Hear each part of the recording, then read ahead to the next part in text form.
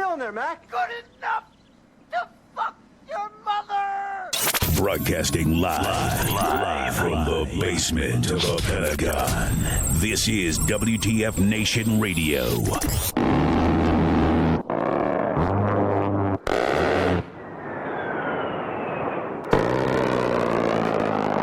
Cartman!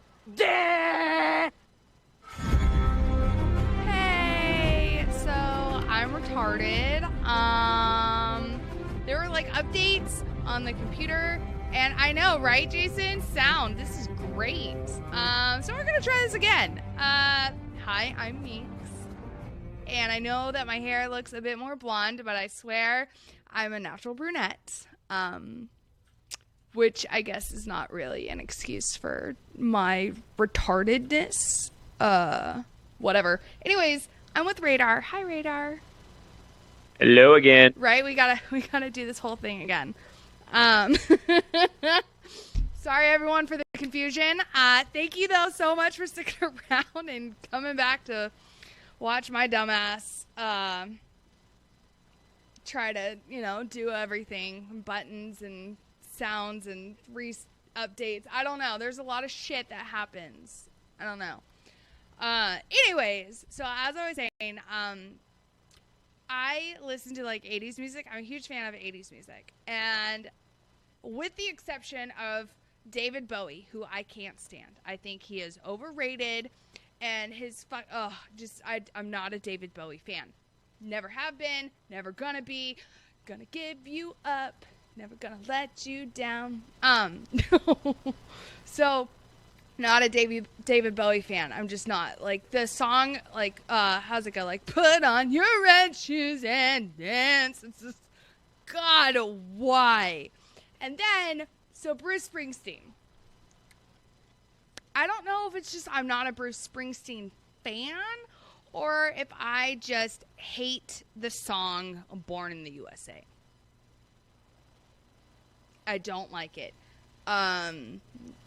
Although I do a pretty good impersonation. Like, I sound just like Bruce Springsteen.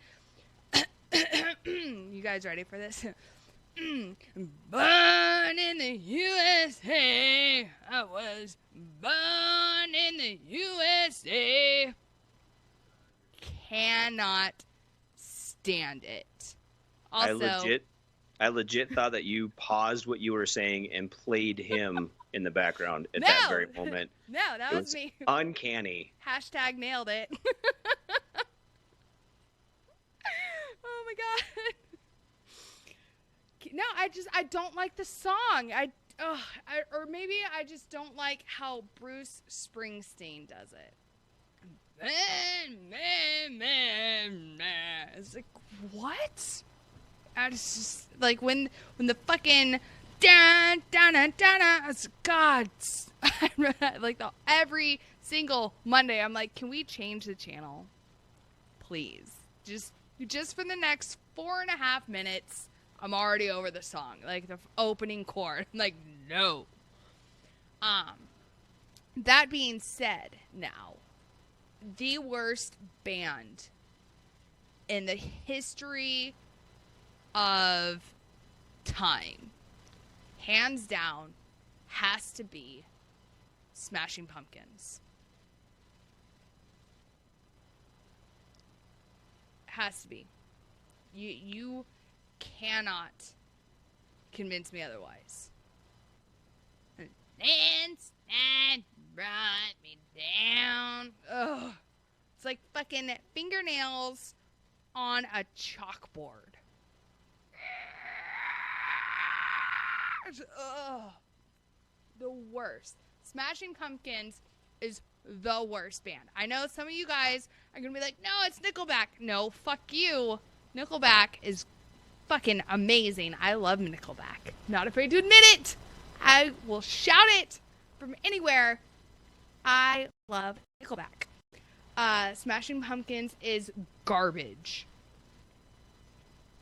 I'm gonna go out on a limb and say that whole genre of like that punk, like Doc Mortar says in the mixer chat, that Pearl Jam was in that too. That kind of that grungy 90s. Ugh. I don't even know. It It's just the a lot of that music is worst. crap. The It's the 90s worst. grunge. I just want to see someone wearing like those Janko jeans. Remember those? They were like lampshades. Oh my god. The And the Jinkos. seatbelt, the car seatbelt for a belt. Look at me. This is like from a real Cadillac. I'm like, oh, you're a douche. Like, stop. Oh, but they could jump out of a plane, I guess, and be fine. But oh, that whole. And they always carried a skateboard. They never rode a skateboard. They always carried a skateboard, and they had those long chains for their wallet. Right? Like, Oh. what the fuck do you need a chain for your goddamn wallet? Is it gonna run off somewhere? You Well, gonna there fucking wasn't any walk money it in around it. on a leash? Like, god damn. Fucking Joel, But- how dare you? Pumpkins rock. Nickelback sucks donkey balls. Well, I think he meant to say balls, but it came out ballad. So, bald. Those two, I guess. Right? Thank you, What? LJ. I'd much rather listen to Nickelback. Thank you. Oh, then listen to this broad's voice. Dude, fuck yeah, me too. Look at this photograph. Yeah.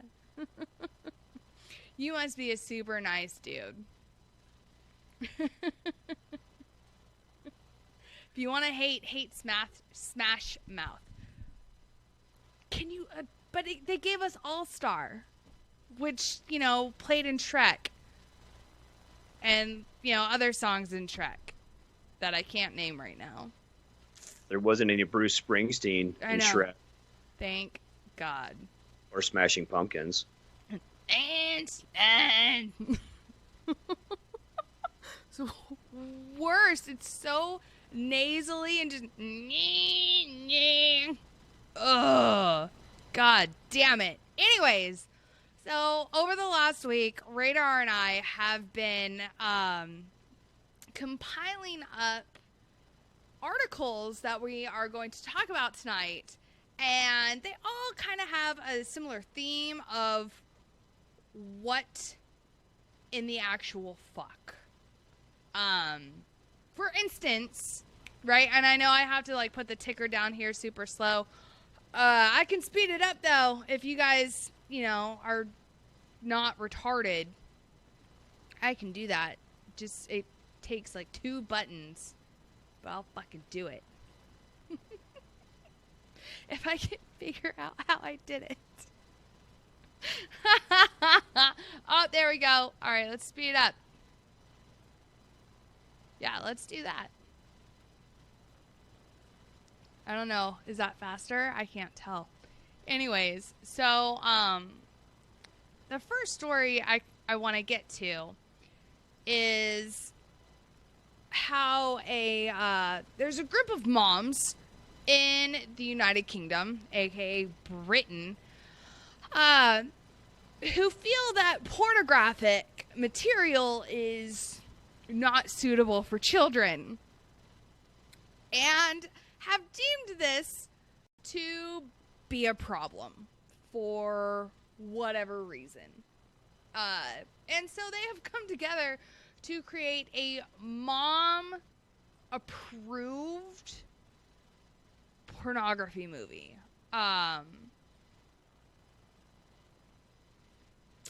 Because they're quote horrified by hardcore rape-based porn, unquote. And so they want to make. I am Barry. You're right. Fuck off, Barry. Asshole. We were stationed together in Launch Stool. Such an ass. Miss you. But yeah, so they are trying to, I guess, make pornography for children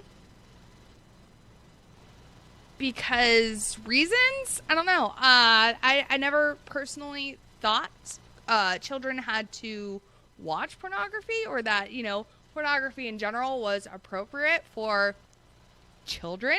But, I mean, I guess. No, hold on, Jake. Hold on. No, the Beatles are not garbage. All right, let's just get that straight right now. I absolutely love the Beatles. They're fucking amazing. I actually work with someone who hates the Beatles. But the kicker is that she thinks not Beatles songs are by the Beatles, and she'll be like, oh God, fucking Beatles. And we're like, this is definitely not by the Beatles. Like, this is Hotel California by the Eagles. Good try. Try again. You're somewhat racist. But whatever. She is, though, for real. Oh, yay, racism. Yeah. Right? But no. It doesn't exist against white people, remember? The media Right. says so. And if the media says it, then it's not true. Has to be. If it's on Facebook, it has to be true. I mean, that's how it works, right? Right. Now, when I read that story originally about the mom safe porn directly aimed at children, first I thought pedophile, and then secondly, because I've got the crotch fruit. Right? Yeah. I've got bonus ones. Like, they're not even mine. But I know mine love listening to some of the weirdest shit on Facebook, like that Baby Shark. Shark. Like, Baby Shark is better than Smashing Pumpkins. I fucking said it. It's better than fucking Smashing Pumpkins. It's better than David Bowie. And it's better than fucking Bruce Springsteen, who's anti-American and rides the coattails of Born in the USA to get people to, like, chant his song during the 4th of July. Fight me. Oh, but anyway, porn music, every porn has that same song in the back. Maybe you've never watched porn. Oh, no. Don't. I've watched it. Don't get me wrong. I mean, who hasn't? Who does not like to diddle the devil's doorbell while watching two girls go at it? Right. Especially if there's a cup involved. But anyway. No. No. But instead of that music, all I could think of is, whole time I'm reading the stories, I've got Baby Shark and Zombie Principal and the Teletubbies, or God, what else those kids watch? There's all My kinds of Little stupid Pony. shit. The Pineapple Pen Dude or something. Or the Trolls soundtrack. Yes. Yes. Oh, I'm here to bake brownies. We don't have an oven. Right? What? No. Right. Oh. Right? Exactly, But- Jason. No cup. And porn music is just fucking generic. Like, I don't even know how to fucking recreate it. It's like a bunch of, like, 80s saxophone, like, fucking, Kenny G and shit. Like, what's happening right now? It's just one of those noises you can't describe, but everyone knows it when they hear it. Oh my God. Rusty Spence says Peppa Pig does Dallas. No. No. One of the bonus daughters loves Peppa Pig. Which I saw the dubbed over version with Full Metal Jacket segments, and I was like, do I show this to her? And, like, I'm still unsure about showing her Peppa Pig with Gunny being like, what did you say, you little cocksucker? And it's like, I think I should. I showed my kids. I was like, this is what happens. No. Right? But seriously, I laughed so fucking hard watching that. I don't know if you guys have seen it, but Peppa, like, they take clips from Full Metal Jacket with Gunny, and they dub over Peppa Pig. And it's hilarious. Well, that's just pretend. Well, no shit. I admire your honesty. Hell, I like you. I thought it, yeah, and the reason I thought it was acceptable to show the kids was because they did bleep out the curse words. So as long as they do that, I feel like it's okay to give to the kids. Right, but like, see, so mine, not mine, I don't know how to put that. Anyways, like, we don't really censor a lot of things. We're just like, this is adult language. You can't say this. And so far it worked. Although the 4-year-old, not gonna lie, 4-year-old, the other day was using the word bitch in proper context. And I was trying so hard and failing at not laughing. Because she was just so serious. She's like, the bitch. And I'm like, oh! Her dad came over. He's like, that's adult language. You can't say that. She's like, oh, okay. And as soon as that happened, I just, all, like, pretense of composure was gone. And I just started cracking up. I'm like, this is great. Kids are hilarious. Freaking. Oh, speaking of kids. So this 19-year-old in somewhere in fucking not the U.S. or in Alabama. I don't fucking know. It says Birmingham. I don't care.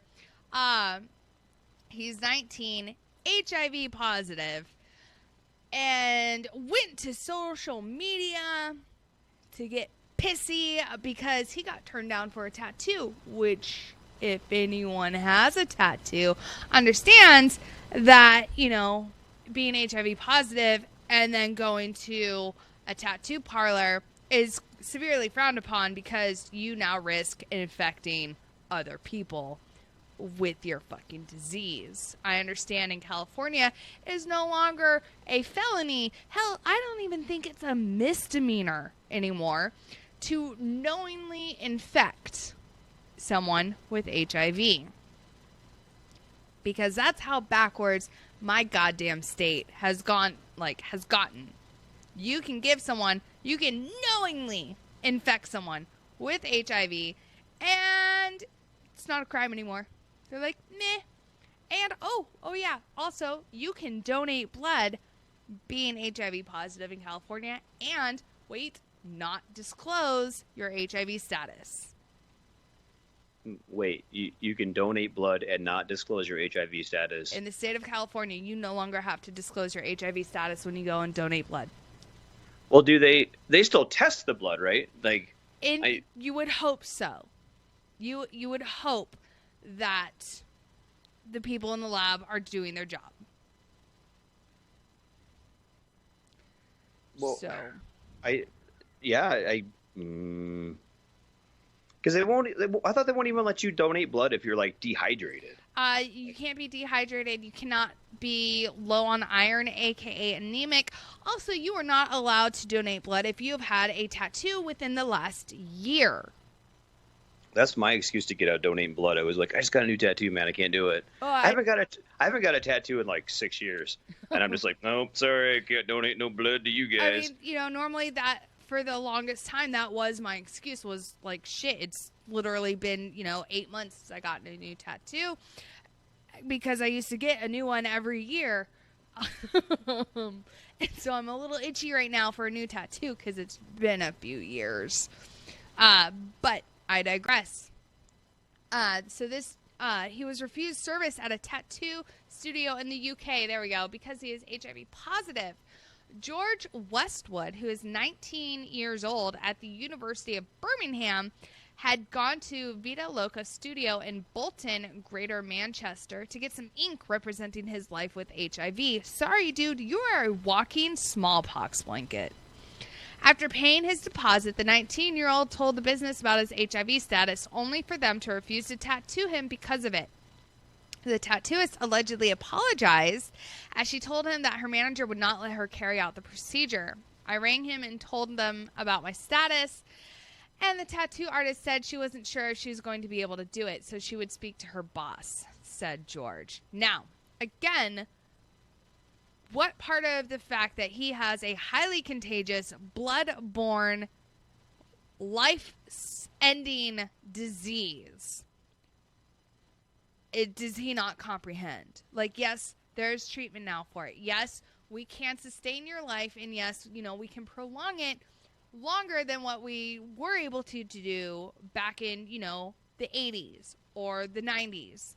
Or even really the early 2000s, We've got all these medications, all these drugs where you can, for the most part, live a pretty normal life. It is still a death sentence, though, because any sort of infection that you get, you could die from. So have fun with pneumonia, I guess. I don't know. Now, I don't understand why he's upset about this. Well, because he's getting singled out because of his HIV status. Who the fuck cares? Well, He could potentially spread it to everyone in that fucking parlor. right, So, no. You can't infringe on his feelings, though. Just because you could, transmit HIV to other people, doesn't mean that his feelings didn't get hurt. Right? How the fuck, Sean, am I spreading false news right now? Because is HIV not super contagious? Is it not a bloodborne pathogen? Is it not a fucking death sentence? Does it not compromise your fucking immune system to where if you get a cold, you all of a sudden now have full-blown pneumonia and people fucking die from pneumonia? I mean, what part of any of that is fake news? So I'll fucking wait, because you let me know what part of any of that is fake fucking news. Well, and I'm going to throw this out there because I am not in any way an expert when it comes to that stuff. But I know literally nothing about how the California laws surrounding it work. Right. But the laws were just passed in my home state about how if you are HIV positive, you no longer have to tell your sexual partner, oh yeah, by the way, I have HIV. You no longer have to fucking forewarn people. You no longer have to give fucking that information when you go donate blood. You don't have to disclose that anymore. So, again, what part of any of that was fake news? Because that's what the new fucking law is. I'll fucking wait. While you're waiting, I just want to throw this out there that you are a medical professional, right? You work in a surgery center all day, like as you're living. That's what you do, right? Yeah. And so, like, I'm a truck driver. I don't deal with HIV or bloodborne pathogens or anything like that. So I'm not a subject matter expert. You are. So I guess I don't understand. You know what you're talking about when it comes to this, is what I'm saying. Right? Because I saw it and I was like, wait a second. What? And then I looked more into it. And yes, that's exactly what it is that people no longer have to disclose their HIV status. Which means they don't have to fucking disclose it, because California made it no longer a felony nor even a misdemeanor to fail to disclose your HIV status, because in the rest of the United States, it is a felony charge to knowingly infect someone with a deadly disease, aka HIV, aka AIDS. It is a fucking felony to knowingly infect someone and not give them that disclosure, except in the good old state of California, because communism, I guess, or because what's the right word? It ostracizes them. It fucking disassociates them with the rest of society. Good. I'm sorry. I don't fucking want HIV. I don't care if that makes me a bad person. I don't fucking care. I don't want that fucking disease. I work in the fucking medical field. I've been stuck by dirty goddamn needles. I've had to go through that fucking scare of, holy shit, did I just get what that patient had? And like, that's what people also don't understand, is that when these HIV positive people go to the fucking hospital for surgery, they won't have to fucking disclose it. They don't have to put it. They don't have to fucking tell their doctors, like their surgeons, anymore. And so now you are putting not only your surgeon, but the entire surgical staff at risk because you didn't disclose the fact that you had HIV.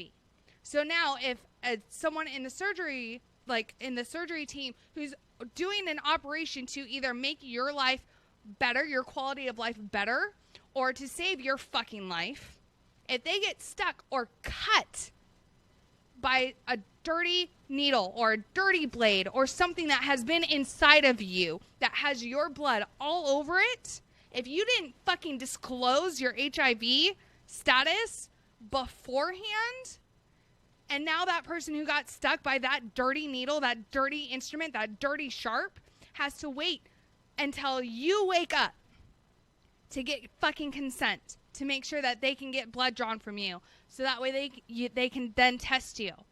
They're not able to take the necessary precautions, the extra precautions that they can take to make sure to protect themselves from it. You know, so like if I have a patient who comes in and they are HIV positive, I fucking triple glove. Like I already double glove, I'll fucking triple glove. I fucking put on as much personal protective equipment that I can safely put on to make sure that if something happens, there's no transfer of bodily fluid to me. Because I don't want your disease.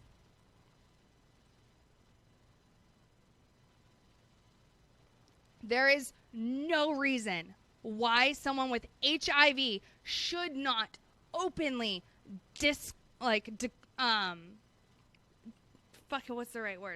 put out there, disclose that they have HIV.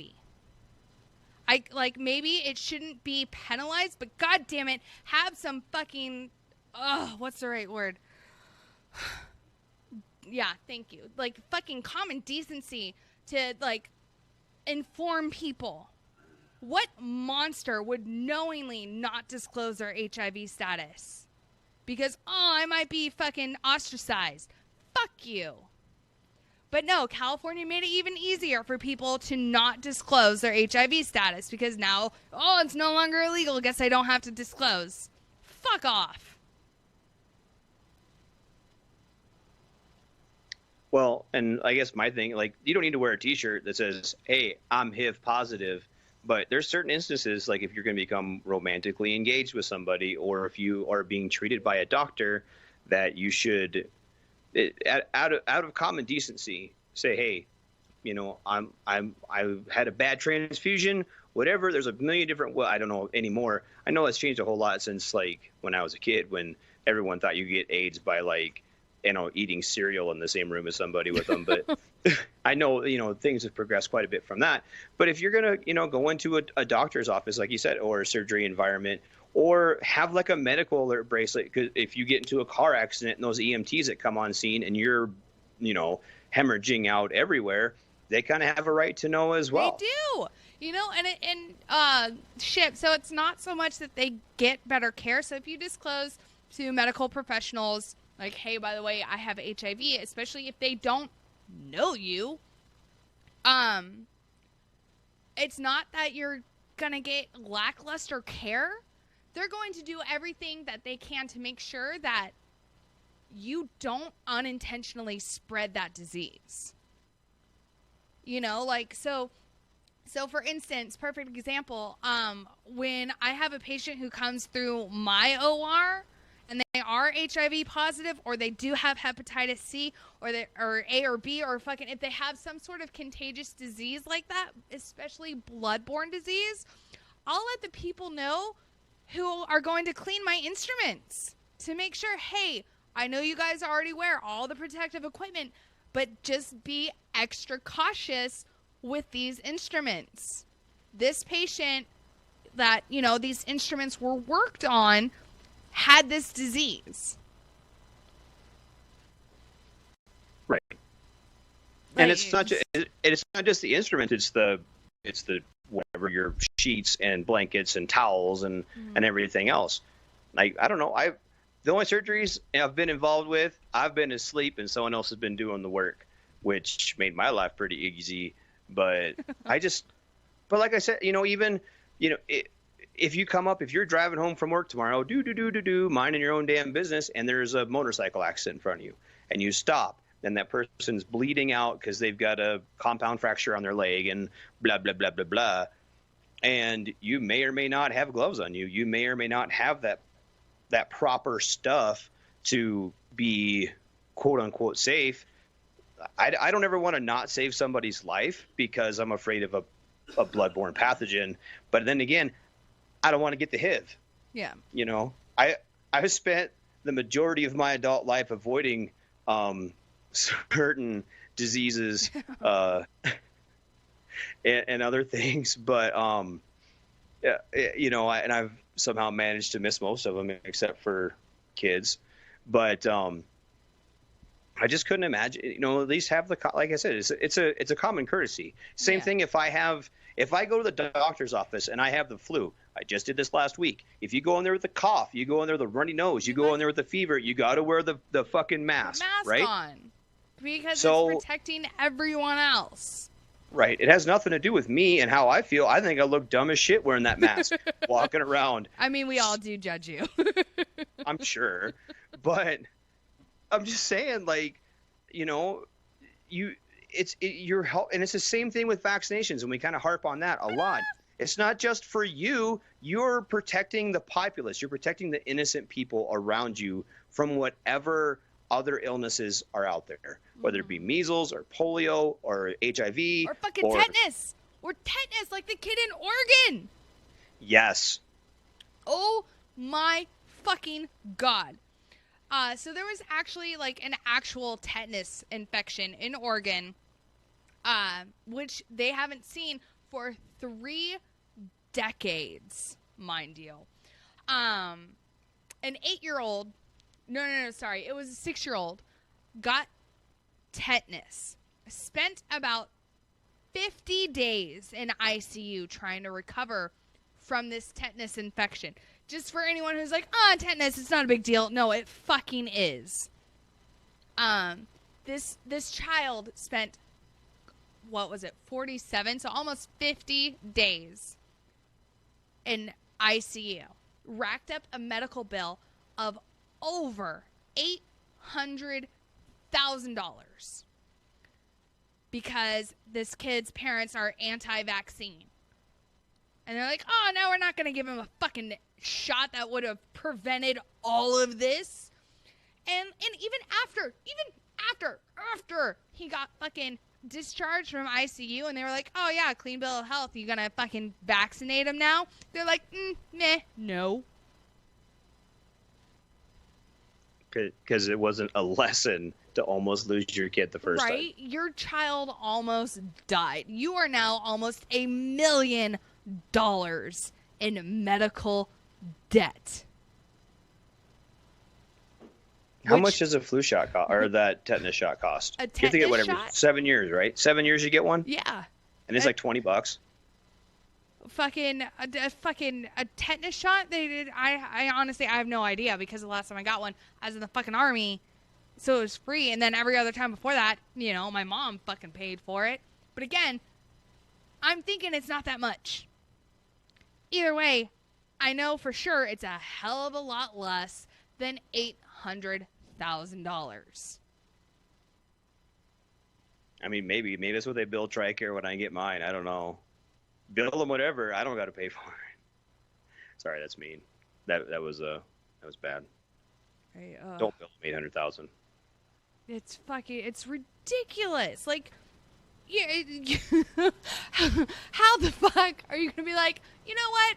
I know I almost lost little Timmy, and I know that there's like this vaccine out there that like could prevent this all from happening, and I know that I'm gonna be in debt now for literally the rest of my natural life. But you know what? There could potentially be microscopic amounts of mercury in there, which could give fucking Timothy fucking autism. So, no. Oh, but wait, that's right. Fucking, they just had a study come out again about how vaccines don't cause autism. But But then there's people in the U.S. who are like, yeah, but the study was done in Denmark, and Denmark has a different climate than the United States. It's the same fucking answer. Vaccines do not cause autism. Autism has been around long before vaccines were. It's just people didn't know what to fucking call it. Hate to break it to you, but autism is not a new thing. Autism did not start when people started getting vaccinated. It hasn't. Doc Motor, whatever. Sorry, I'm not reading well tonight, Doc. In the Mixer chat said that kid's going to be one of the ones that sneaks out and gets vaccinated when their parents aren't looking. Oh, I believe it. I fucking believe it. Because he's going to be like, shit, I almost fucking died? Hell yeah, give me that shit. Right? Maybe he'll get superpowers from it. Ha ha ha. Isn't that how most of, like, I don't know, the Marvel people get it, isn't it? It was like, get bit by spiders and shit, might as well get some. That's how it works. I got bit by a rusty nail. A rusty nail, man. Oh.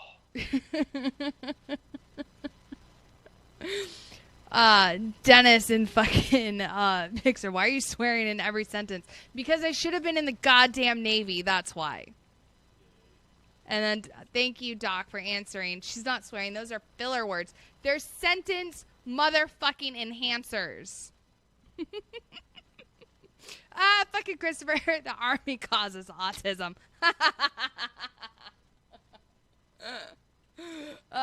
True. What's up, Awash Unicorn? Thanks for following us. Right, Cheryl? Great point. Wait till polio hits again and kids are paralyzed and put in iron lungs. Right? Because the last few people who got polio, because that's right, the vaccine was, created almost 100 years ago.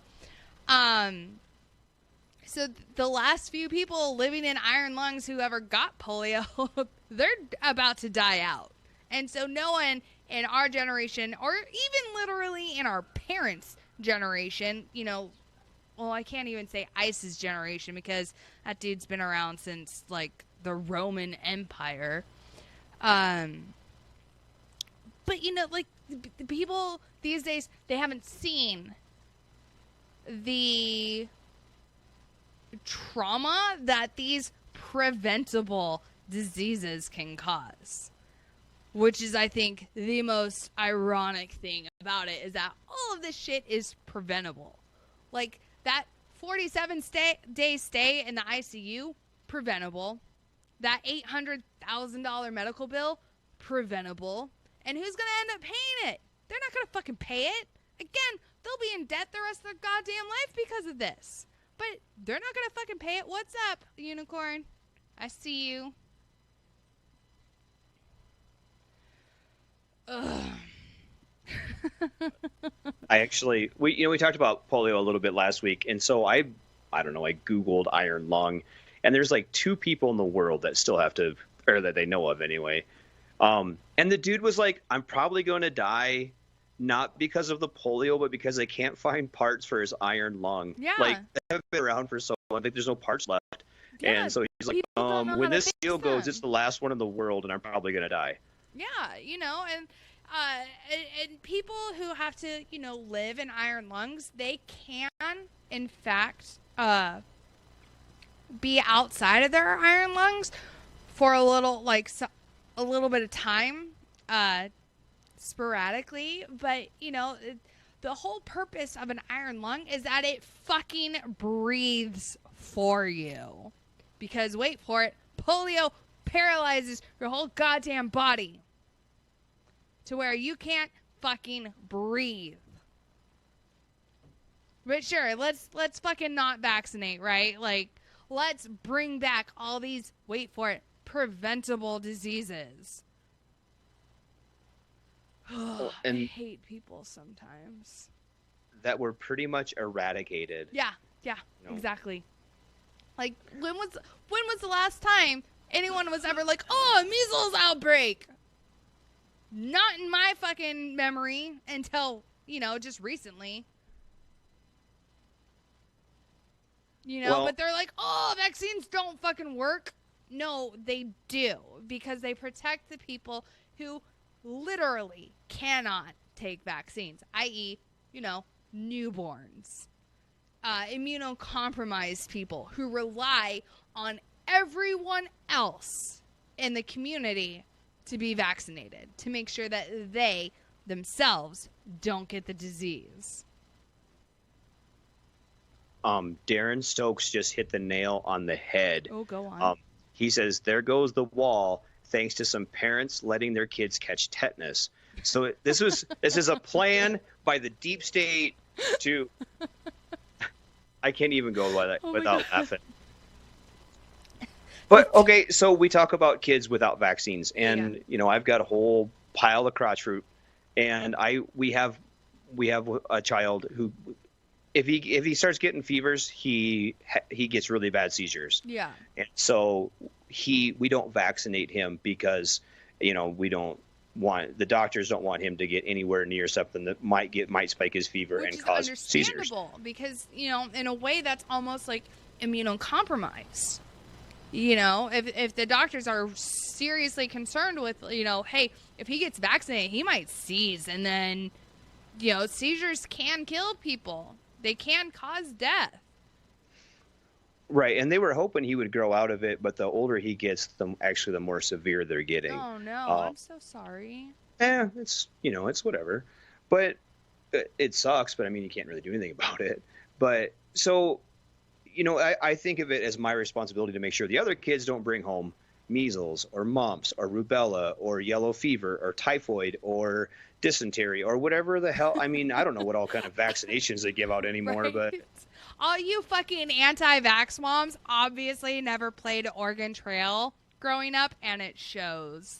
Oh no, Mary died of dysentery. If only there was something that could have prevented that.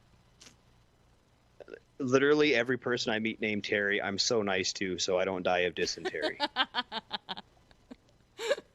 Terry died of dysentery. Oh no. Oh my god. Mama June in a bikini. Why, Blake, why would you do that? That's just mean.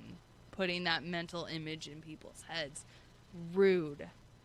Fucking, but no, seriously, on a serious note, I do think that there needs to be a new plague. Humans are definitely overpopulated. I would prefer this plague be somewhat preventable in that it has a vaccine, so that way everyone who's like, no vaccines, at least the adults, not the kids, right? It's not their fault that their parents are idiots. All the adults who are like anti-vaccine, if something could just wipe them out, that would be great. If it was something that involves zombies, I'd be totally on board with that. Like the zombie deer, which they're like afraid is gonna transfer over to humans. They're like, yeah, this could potentially go to be people. And it's like, wait, what? Oh my! So we have that chronic wasting disease up here, that zombie deer disease, and when you see them, like they're just like, I don't even know how they live. Like they just, I don't know. They look so emancipated. Whatever. They're just skinny as fuck, standing in a field, and they're just like, I don't even know. Does one of them have a top hat? You're emancipated. Oh my god. Oh, I wanted to fight him, but he said it was gonna involve fisticuffs, and I didn't know exactly how to take that. So a fisticuffs. Fisticuffs. No, but okay. So back to the actual zombies. Yeah. I already have a list of people that could sure go for a bullet in the head, so I could get started on that and just be like, dude was a zombie. I don't know. Fucking Christopher, no, don't curse that on us. You'll aid the army with more profiles. There's not enough ibuprofen and water for that.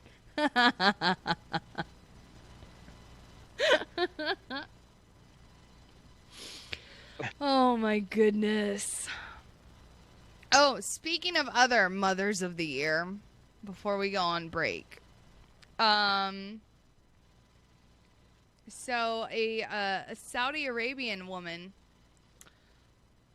forgot her baby at an airport. Like, she went on a plane, I guess, told little Muhammad, like, fuck you, I'm out. And then boarded the plane. And then I think got regret. And I was like, oh, no, wait, I should probably go back and get him. But yeah, a passenger jet that had just left the airport in Saudi Arabia reportedly had to turn around and go back to the airport after a passenger realized she left her baby at the airport. According to Gulf News, the Saudi flight from Jeddah to Kuala Lumpur, Malaysia, turned back after a mother told the crew she forgot her baby in the boarding area. After discussing it with flight controllers, the pilots turned back. It wasn't immediately clear why the woman forgot her child, but Newsweek reports it appears the two were reunited. An audio recording reportedly of the flight crew talking to air traffic controls about what to do had over 500,000 views on YouTube as of yesterday night. Or last night, whatever. Holy fuck!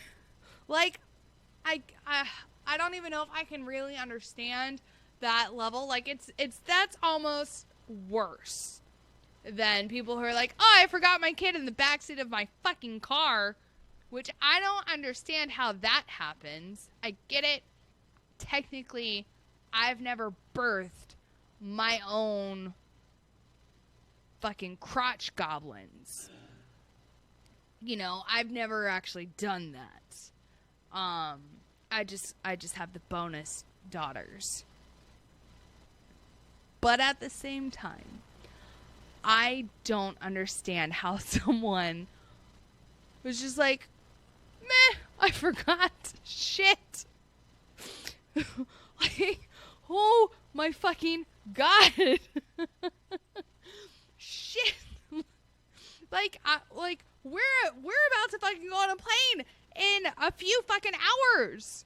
And I've already run through the whole fucking checklist with both girls. I'm like, all right, listen, we're getting up at 2 to leave by 3 so we can be at the airport at 4. You're staying in your fucking pajamas. I didn't say that, but you know, sentence enhancers. You're staying in your pajamas. Sleep on the plane. Cause yeah, which, you know, everyone's seen Home Alone. I've never flown with small people, but at the same time, how do you forget them? Like, I've never once driven with these kids in the back of my car and have left without being like, hey, let's go, get out. It's never happened. I've never been like, meh, oh shit, that's right, you're back here, aren't you? Like, even when I'm super tired and, like, on my way to fucking work, I'm still like, oh, yeah, I need to drop the, you know, I have to drop them off at daycare. Brian in the main page chat, who hasn't accidentally left their baby at the airport? Sincerely, Casey Anthony. And I've been sitting here dying. I still have a little bit of the man flu, so I've got the cough, and it sounds like I just took a huge bong rip over here. My family's concerned. Right? Oh my God. Make sure to write Hallmark greeting cards. Happy birthday, crotch goblin.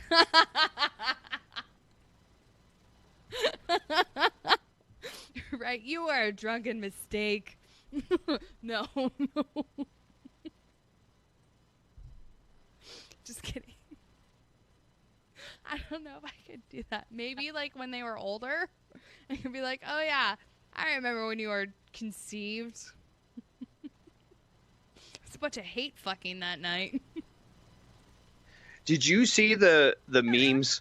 There's a group of like 6 or 7 memes, and they were all like, maybe it was just like a parents thing that I saw, and it was one of them was like, how many years does it take for a pair of twins to realize that one of them was an accident, Right. and stuff, and it was just a whole, I think it was like 5 or 6 of them, and I just laughed. I was rolling the whole time reading them because they're all so true, and it's like those shower thoughts on Facebook or on Twitter or whatever, and it's just Right. the stupidest Only shit. one And but of when you you were start thinking planned. about it, like, Right, but at the same time, as the parents, right? Okay, so riddle me this, Batman. As the parents, do you play into that? Be like, and like switch it up and be like, only your brother was planned, and then use it on each one. I I don't know. I don't know that I've ever told any of them they're an accident. Not yet. Your drunken mistake would be the perfect card for my ex, says Jerome Cruz. Oh, oh. Oh my god. And Matthew, you're all accidents. Next. Well, and honestly, I got to say this kind of quiet because the kids are in the next room, but I don't think that any of them were actually planned. I've never sat down with a woman and planned having a child. I've Right? never been like, hey, you know what we should do? We should have some kids. Never done that. Never once. It was all just like, oh, you're pregnant. Oh, okay. Yep. Yup. And I was like, shit. My sister was the oops baby. I was planned. And then 3 months after I was born, or no, 4 months after I was born, my mom found out she was pregnant again. I got a pair of those. My daughters are a year, a week, and a day apart. Mm-hmm. Yup. So it was like literally right around the time where, my parents could have sex again. And she got pregnant. My mom got pregnant. Oh, yep. We went in. My ex was gonna get an IED, and we were like, "Oh, you can't get an IED because you're pregnant." And she's like, "What?" So that. What do you mean I'm pregnant? Right. Those are the best. Yeah. And I was like, "Wait a minute! She's supposed to get that IED, make that pussy explode." It's an IUD. Yeah, that too. So there's that. Yeah, but it's supposed to make that pussy explode. Is it though? I don't know. It doesn't. It wasn't soon after that I went to Iraq and found out that it was exploding all over town while I was out of town. So, whatever. Right, It's cool. All right, y'all. It is break time. When we come back, we are going to talk about that hooker. Can you calm that shit down over there? We're going to talk about that hooker who tried to take a selfie with the Jaguar because #InstaFamous. We are going to talk about Deborah Messing and her vagina cupcakes and how she's so goddamn woke. Let's see what else. Oh, we're going to talk about another Mother of the Year who stabbed her daughter to death so that way she wouldn't have sex. And then we're gonna talk about some dude in Florida, so that's gonna be good. And we're gonna talk about a woman who almost died from having an orgasm, which I've never gotten to that point. Like, and it's not, criticizing like my boyfriend or, whatnot. It's just, I don't know. I guess I'm healthy and I don't try to die when I have sex. So, yeah. Anyways, we'll be back in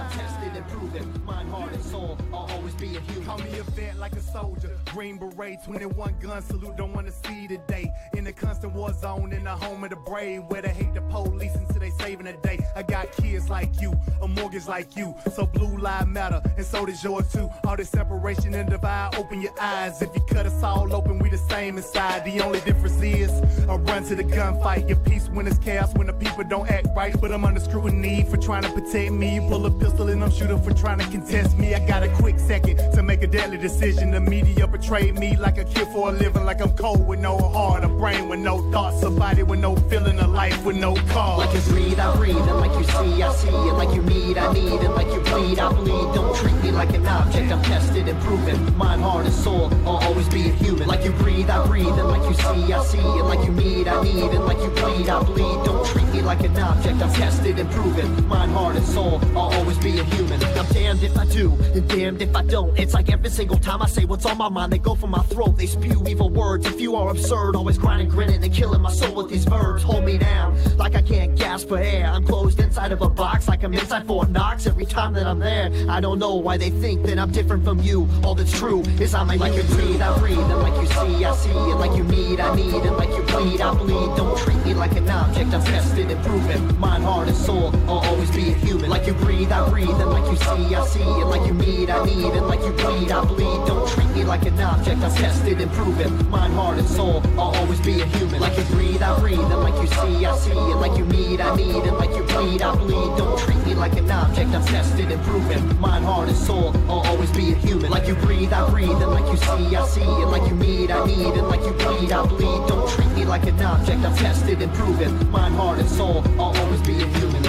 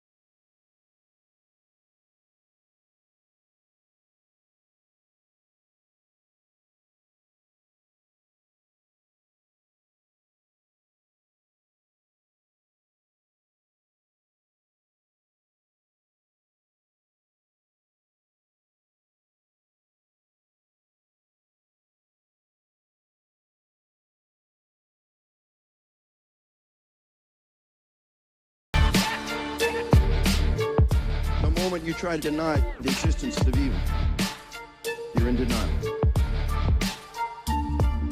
The moment you try to pretend there are no wolves in the land, there are lambs who need protecting, is that I am a sheepdog.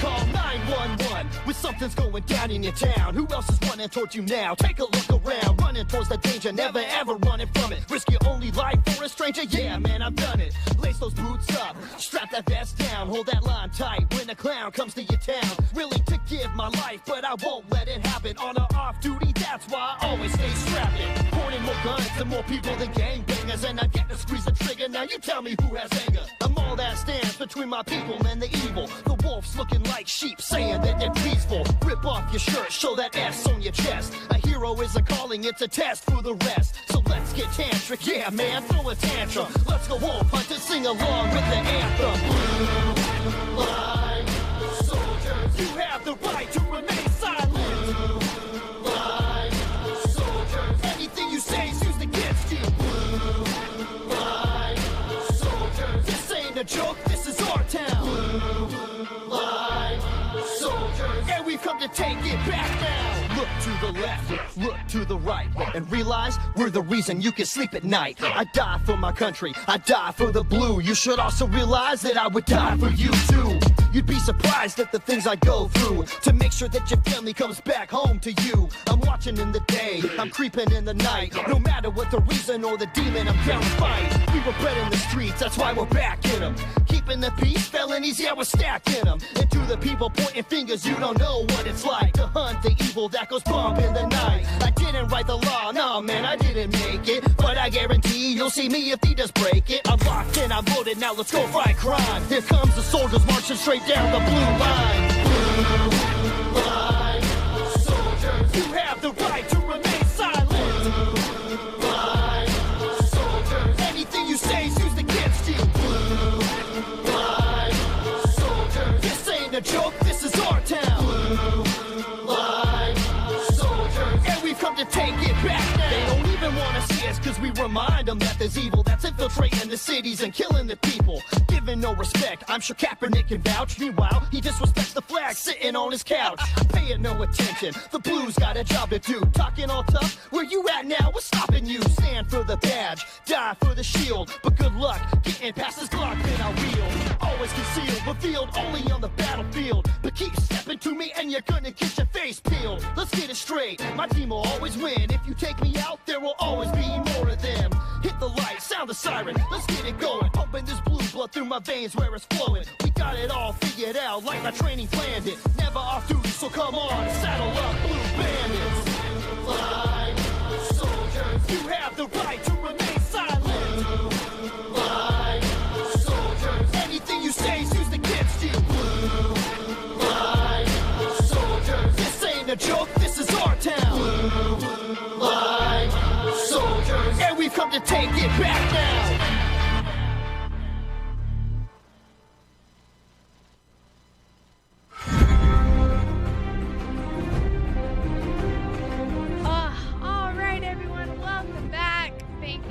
For sticking around after the break if you're still here.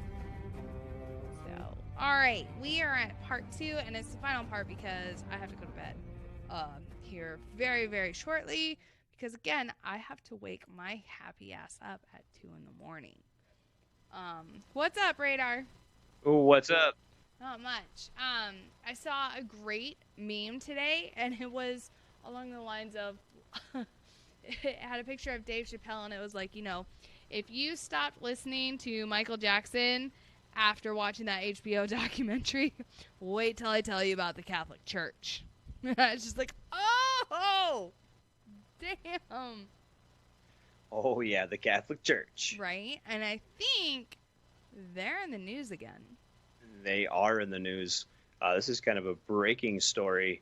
Apparently, somebody finally got convicted of child molestation. Go on. Like a priest or... It was a cardinal. George Pell, 77, is sentenced to 6 years in jail for sexually abusing 2 choir boys As the judge says, the Cardinal showed no remorse for his breathtakingly arrogant crimes. Wow. Cardinal George Pell has been jailed for 6 years for sexually abusing 2 teenage choir boys in the 1990s. Pell, the world's most senior Catholic official to be convicted of child abuse, was found guilty in December of orally raping a 13-year-old choir boy and then molesting another at St. Patrick's Cathedral in Melbourne after a Sunday Mass. The 77-year-old stared directly at Chief Judge Kidd when he imposed a sentence on Wednesday morning, which allows Pell to apply for parole after 3 years and 8 months. In remarks broadcast live around the world from Melbourne County Court, Judge Kidd called Pell's crimes breathtakingly arrogant and said that the abuse has caused long-term and serious harm. He says Pell's age and lack of offending for 22 years meant he is not a danger to the community and is not likely to reoffend. The judge also took into account Pell's ailing health as he suffers from high blood pressure and congestive heart failure, which requires him to have a pacemaker, and said there is a chance Pell will die in jail. Oh, yeah. Well, that makes a difference. Yeah. But because the disgraced cardinal still denies the abuse, Judge Kidd said he has had no remorse or contrition. I don't know, it's a British word, which could have reduced this sentence. Pell, who is until late February the Vatican's treasurer and once considered a pope in waiting, will be placed on the sex offenders registry for the rest of his life. So, I mean, there's that. There's so many things I see wrong just in that story as I'm reading it, where, well, he hasn't done anything for 22 years. Really? Are we sure about that? Or no one came forward with that? Because I feel like if you're going to sexually assault 2 boys 20-some years ago, there's probably been a prior and or subsequent offense. I mean, maybe after you get caught and go to jail, then maybe you're like, oh, God, I shouldn't diddle little kids.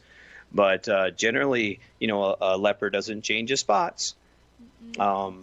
In the Catholic Church, I don't know. I don't want to bash on Catholics because there is Catholic people in and around my family, but hey, there's been a lot of scandals going on, and all of a sudden it's like, yeah, maybe these guys are actually doing it. Maybe there's a problem. Right. But instead of addressing it, because there's bad apples in everything. Every single group, you get an organization over about 1,000 people, there's going to be bad apples. There's going to be child molesters. There's going to be rapists. There's going to be, whatever, you name it, there's going to be that in a group of 1,000 people generally. Right. But handle, they're playing the, where's the priest, where's the pedophile? And there's like a shell game and they're moving them around. And then, because just relocate them. Yeah, exactly. And Robin Williams had a really good skit on that several years ago. But, hey, the guy's a bad guy. That doesn't make everyone in the church a bad person. I'm not saying that. Yeah. I know. I completely agree with you. It's not saying all Catholics are bad, and not even all priests are bad. But Kathy makes a great point in Facebook Live that says, sex offenders never repeat. No, it's just their type isn't around anymore. Or the victim hasn't come forward, which kind of seems to be. And a lot of child sex predators spend so much time grooming these children into believing that what's happening to them is okay. Which is why I think a lot of children who are victims of sex crimes don't come forward. One, because when they do, at first, their parents tell them to be quiet. And their parents deny it. So then in their head, they're like, oh, okay, so nothing bad. Oh, okay. And so now the kid is going to start thinking along the lines of the parents of, okay, so mom and dad said nothing's wrong, or mom and dad said don't say anything, so I'm not going to say anything. And so there's that line, right? But then there's also the line of kids who become so groomed by their predator that they themselves don't understand what's going on, and they don't understand that they are in fact being violated, which is why I think more kids don't come forward, because they're either unaware of what's happening to them is wrong, or because they've been told by their parents, by the people who are supposed to be protecting them, that what they're saying, like their accusations, are lies, and that they don't know what they're talking about, and that what they claim is happening is not in fact happening. Well, and Doc put it perfectly in the Mixer chat that the church's stance on it is sickening. It really is. That the church, let alone the Pope, and this dude being a Pope contender. Well, not for anymore. When this one dies. Well, I mean, yeah, obviously not anymore. Is absolutely sickening. Well, and like I said, it's not. They have a chance. It's just like, when you see a police officer, for example, and my aunt was a cop, my cousin was a cop, and her husband is a cop, and I have a huge respect. I work daily with the local sheriff's department. Huge respect for them. But when one of them steps out of line, generally the other cops, the good cops, are like, hey, don't do that. Right. Like those dudes what was that? Where was that at? Where the guy was a stage 4 cancer patient, and the cops like bust into his hospice room. Dude's minutes from dying, hours from dying, and they're like, "You got any weed in here?" And everyone that I know that is directly involved with law enforcement was like, "Yeah, hey, that's overstepping a bit." When there needs to be that self kind of policing in organizations like the Catholic Church, for example. So they turn around and say, "Hey, yep, this guy's a bad apple. Do what you do. Right. Take him to jail. He's a pedophile. We don't allow that." Right. But instead, when they take these pedophilic priests or cardinals, or I don't know the rank structure of the Catholic Church, but when they take these dudes and be like, "Hey, why don't you move to Rome or live at Vatican City where there's no extradition and just be like the Pope's bookkeeper or something, or you polish the gold statues in the basement?" Like, that's encouraging the behavior, and it's covering up the behavior. Yeah. And that's wrong. That's wrong. It is. And Kathy brings up 2 more really good points. The children think that it's their fault that this is happening to them, or that they did something to draw this,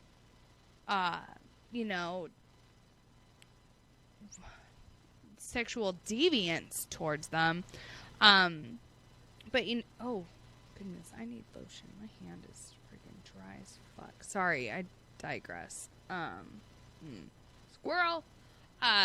They're also, priests are now, it's coming out now that priests have been using nuns and nunneries as like sex trafficking, and sexually abusing nuns who are, again, supposed to be chaste. I don't know. I'm not Catholic. And devote their lives to being the brides of Christ. And yet here they are being sexually assaulted, raped even, by men of the cloth. These men who are supposed to be, according to Catholicism, the eyes, ears, voice of God and the Bible and Jesus, and supposed to be the utmost perfect members of society. Well, and like I said, I'm not privy to the Catholic Church. I've got some family who's way more into it than I am, but why I don't know. I don't get it. Why keep them around? I get, we don't want to bring shame upon our organization or whatever. Excommunicate them. Say, hey, you're no longer welcome in the church. And they don't got to make a big to-do about it. Turn them over quietly to the authorities. And I think if that would have started happening, because as long as I can remember, this has kind of been an issue, and it's been kind of between jokes and blah, blah, blah, blah, blah. Mm-hmm. But, take care of the issue. And Doc just said, have the Swiss Guard take them out back and execute them. Absolutely.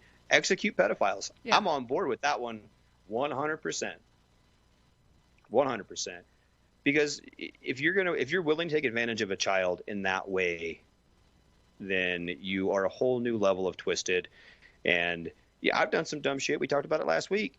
I've made a bunch of poor choices, but none of them involved, well, they involved making some children, but they didn't involve doing crimes against children. Right. Oh. Right. I remember our conversation last week of you shitting in some girl's closet. Well, there was a lot of And there's a lot of shitting shit in a stories. bed and being like, we gotta go. We gotta bounce. Right? Do you see Kathy? She says it's because the Vatican doesn't recognize that humans are sexual beings, and if you are, you must keep it on the down low. I don't get it. I don't mean, know why. it's completely true, and it's one thing that, growing up, I did go to church. I was super active in church. We were, what were we, Presbyterian? So like not super like strict on shit. But at the same time, it was breathed down my throat. You will not have sex before you're married. You will not do really anything sexual with a boy until you're married. Which probably explains why I went fucking crazy after I joined the army. But it's just this constant threat of like you've got to put this damper on it, and being an adult now and having a better understanding of human sexuality, that's not how to do it. Like, humans are sexual creatures. We are one of the few animals on Earth who have sex just because it fucking feels amazing. Right? I think what is it? It's humans, dolphins, and I think that's it, who have sex just because, like, not simply for procreation, but because it fucking feels amazing. It's literally like a handful of creatures on this earth. We're one of them. But the church as a whole almost shames sexuality. And not even sexuality, but just being sexual and enjoying, I guess, the pleasures of the flesh, if you will. And me personally, I don't think it's something to be ashamed of. Do I think you should be of sound mind when you do cross that threshold? Absolutely. Do I think children need to be subjected to it? Absolutely not. Mostly because I don't find a child attractive. I know that's going against this new woke movement of like, pedosexual, which I highly disagree with. But no. Well, there comes a certain age where people are responsible, or at least in the eyes of law. And I'm not even saying that. Like, I have a huge problem with pedophiles and pedophilia, and especially now the normalization of it, or the attempt at normalization of it.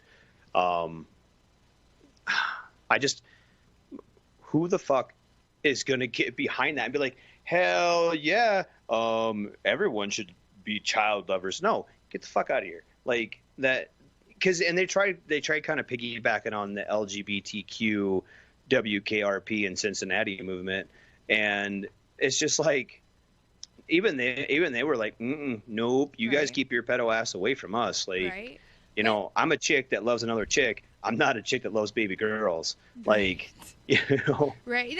And that's just it, is that, I fall under the B in that whole lineup of alphabet, craziness. In that, I'm sexually attracted to both. Whatever. I enjoy being with both. I've been with both. separately and at the same time. It's fun. Whatever. Don't judge me. But Kathy brings up a good point, is that, you know, a lot of these,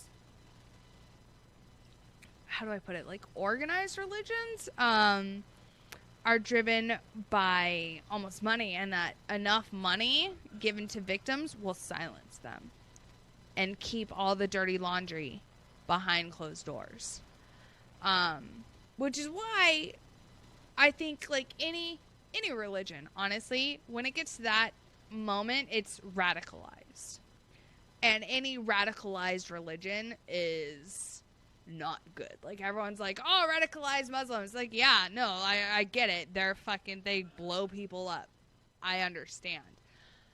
Radicalized Christians, though, kill people as well. Well, I think if we go through history and count them up, I think the Catholics might have the Muslims beat on body count.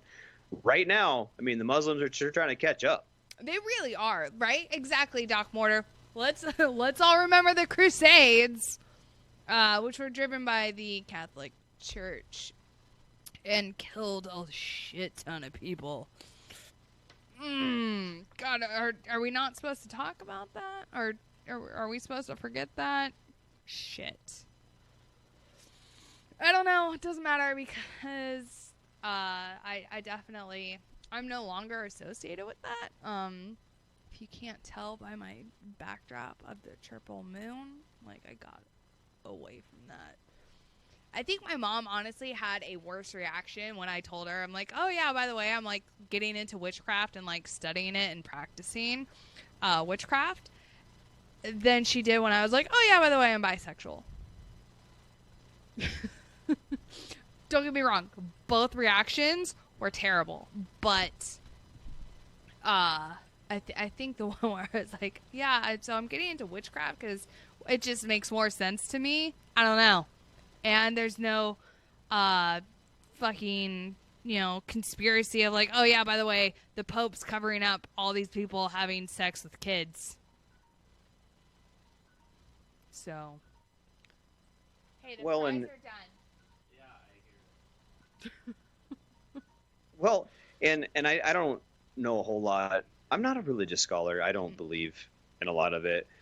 But whenever somebody's in a position of power, whether it be as a priest or whether it be as a whatever cardinal or any of it, whenever you have a position of power, there's a chance.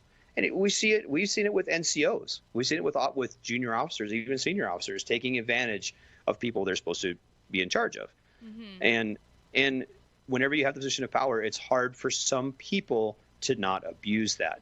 And I think that this, you know, not only the church and these allegations, but we've had allegations throughout the military and throughout time of, you know, sexual assaults and sexual abuse and sexual problems that stem not only from this pious, we're not supposed to be sexual creatures, but also someone abusing that position of power. And I draw a lot of parallels to that, even in that abducted in plain sight. So it's the same, you know, that guy, I think he got off just as much by being in power and being in control and being manipulative as he did the actual act of molestation. Right. And, you know, maybe I'm just weird in that, but I don't know. Right, and Doc Martin, totally into Norse paganism. I have an altar set up to Freya, like right over there. CTH4, so Keth4. Fuck, what kind of name is that? Do you support Trump? That's a loaded question. Do I support him in everything that he does? No, I'm not a huge fan of him saying that they're, you know, calling on this national emergency to fund the border wall, because that opens the door for any fucking Second Amendment hating asshole in the future to call a national emergency on the Second Amendment and confiscate people's guns and to absolutely just take away the Second Amendment. I'm sorry. I have the right to defend myself. I have the right to defend my home. I have the right to defend my family. from my government. Because I don't live in a communist state. I don't live in a socialist state. I don't live in a fucking authoritarian dictator state. I don't. The government does not get to dictate every single aspect of my life. Do I think the federal government has overstepped their boundaries on a lot of things? Yes, I absolutely do. That being said, they don't allocate only 5 hours of electricity to my house every single day. They don't allocate only a certain amount of water to my house every single day. So do I think the federal government gives us some leniency? Yeah, sure, absolutely. Do I think they've overstepped their boundaries on things? Yeah, no, totally. I think they have. I think they forget that there is supposed to be a separation between the federal government and the state government, and that, there's things that the federal government should allocate and delegate even to the states to handle, i.e., legalization of marijuana, i.e., same-sex marriage. That's not a federal issue. Let the fucking states figure that shit out. And then just be fucking happy with it. State governments need to step it up a bit. Do I think there needs to be a, quote, Green New Deal? Absolutely not, because that is a fucking line-by-line communist manifesto. It absolutely is. If it gets to the part where the federal government is dictating to me how I'm allowed to travel, you can all just go suck a dick. You can suck all the dicks. You, as the federal government, are not going to tell me if I can or cannot have a vehicle that runs on fossil fuels. You are not going to tell me if I can or cannot travel by airline. You, as the federal government, are not going to tell me that if I want to go from Texas to see my fucking family in Arizona, that I have to take a train. No, fuck you. I will take a goddamn plane, which is what I'm planning on doing, in about 6 hours. But what if they get the ATM tubes or the bank tubes? You say, I'm riding that motherfucker. I don't even care. I'll go places I don't even need to go. I'll be like, I've never been to, I don't know, Tallahassee. I'm on my way, and I'm gonna hop in my little ATM tube and right down there. It's gonna be great. Right. Hell yeah. But what was I gonna say? I also think that all the, the liberals control the House, right? They control the House of Representatives. I want to know why they voted no on the House bill that would have alerted ICE, not the radio station ICE, but, customs, immigration and customs people, if an undocumented immigrant, if an illegal immigrant is trying to purchase a weapon, that is further gun control, which is something I fully support. Hell yeah. That person who is here in this country illegally should not be able to purchase a weapon. I fully support that. I fully support that when they fill out the background check, that when it comes up and pops up and is like, hey, they're not here legally, the proper authorities should be notified. And that person should not be able to buy that weapon. Fully support all of that. And I am pro Second Amendment. I'm all for the Second Amendment. I'm all for people exercising their rights to bear arms. But not illegal aliens. If you want to come and live in this country, do it the right way. Lots of people have done it, And I get it, and they're going to be like, oh, your ancestors didn't fucking do it, and then took over lands from fucking, Native Americans. I understand that, but let's remember the differences. Is that when the British came over here to colonize, they came over here to conquer. Which means there were no immigration laws, which didn't take effect until we actually became a country and started accepting people from other countries and being like, hey, if you want to come here, you got to follow the rules. Because, again, we fucking actually set up an actual government for this country. And now there's laws. Before, there weren't fucking laws. Before, it was just fucking tribes who had their set territories, and even they had fucking immigration control, if you fucking think about it. Because the tribes didn't cross into each other's territories unless they were a warring party, in which case all hell broke loose. But even the Native American tribes who lived in this country before the European settlers came here stuck to their own goddamn borders.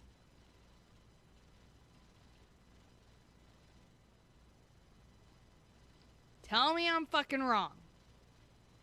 You're 100% right. I'm letting you rant. You're going, girl. Get you some. Sorry, I'm also eating fries.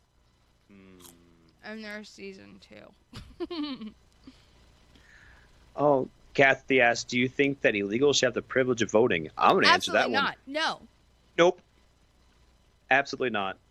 There's certain rules you have to follow. I mean, even you can be an American citizen and lose your right to vote. Hashtag felonies. But, I don't know. I don't get it. I don't know. There's certain things. I don't agree with them anyone coming here and saying, I'm seeking asylum if you don't actually have a problem at home. Yeah. There's places that legit have wars and legit have prosecution of certain religious groups. If they want to seek asylum, absolutely, 100%. But you can't be like, my place is shitty, so I want asylum in the U.S. Nope, not how that works. But I think, do I think the wall works? Maybe, maybe not. But I think if we set up port of entries on the border and give people health screenings, give people background checks, all that stuff, we did in Iraq. We had the little, I don't know what those scanners were called, and you could do their fingerprints and thumbprints and shit right on it, and they had the iris scanners and shit, whatever. Get ICE. If we can give the local sheriff's department MRAPs, I feel like we can give ICE agents those biometric things. Right. But I don't know. I'm not saying that we need to not have compassion for people who have problems. That's a dick move. Yeah, no, and I completely agree. But I think, and a lot of our immigration issues, what was it? I think it's around 70% of the illegal immigrants in this country are people who overstay their visas. And that's a huge backlog, which is why so many people are still here. They come here on a visa, on a tourist visa, legally, and then they just overstay. But because ICE has such a huge backlog of it, they'll be here for 2, 3, 3.5, 4 decades before ICE gets to them. And they're like, oh yeah, by the way, you are not supposed to be here, so you need to leave. And then they raise this whole hullabaloo on social media, like, oh, I'm being kicked out. Well, yeah, you're not supposed to fucking be here. If you want to be here, come here legally. We are a nation of laws. If you're going to break that one, which other law are you willing to break? Well, and like I said, if we had a system set up where if you legit want to come here and stay, and you go and say, you know what, I want to apply for citizenship. I came on vacation. I like it. I want to stay. Here, where can I do my paperwork? I don't have any prior convictions. I don't have any medical problems. I got vaccinated. I'm doing better than most of Seattle. You know, hey, all right, ballin'. You want to stay? That's cool. We'll work with you. We'll get you in the system. We'll get you set up with a tax ID number, and we'll get you set up with all this stuff, and you're good to go. And bleh. But I don't know. Like Ice and I talked about this last time a little bit, and not directly about this, I guess, but this is all wraps around. They're starting fights that there's no legit winner to. Mm-hmm. You know, and we do this. Well, they came across the border, but these guys, blah blah blah. Yeah, not saying either one of them's right. You know, or like, well, Donald Trump fucked up. Yeah, but Hillary Clinton. Yeah, not saying either one of them's right. Both fucked up. Like you can not agree with one and not agree with the other. Mm-hmm. You know but we start these huge fights politically. Not you and I, but those in Washington. Can. Well, yeah, we can. But we have, between the media and between the politicians and between everything else that's going on, they're starting these huge battles amongst their constituents. And, like, there's no winner. Even if somebody, quote unquote, wins, it's still not a winning situation. It's not like, they get a victory parade and it makes everyone feel better because one side won or the other. You're still going to have those divisions. You're still going to have that fighting. You can't win. There's no winning. And instead of coming together and coming to a compromise, it's my way or the fucking highway. So suck a bag of dicks because this is what we got. And we can't always have that attitude with things. We have to have, some give and take in this and find, there's two sides to the argument and somewhere in the middle is the answer. But no one's looking at the answer. Everyone's trying to win. Right. And that's where the difference is. So Bob Hutt says, the only thing I don't agree with on the Bat and Heidi's radar is we cross over into the Fed potentially storing biometric data on U.S. citizens.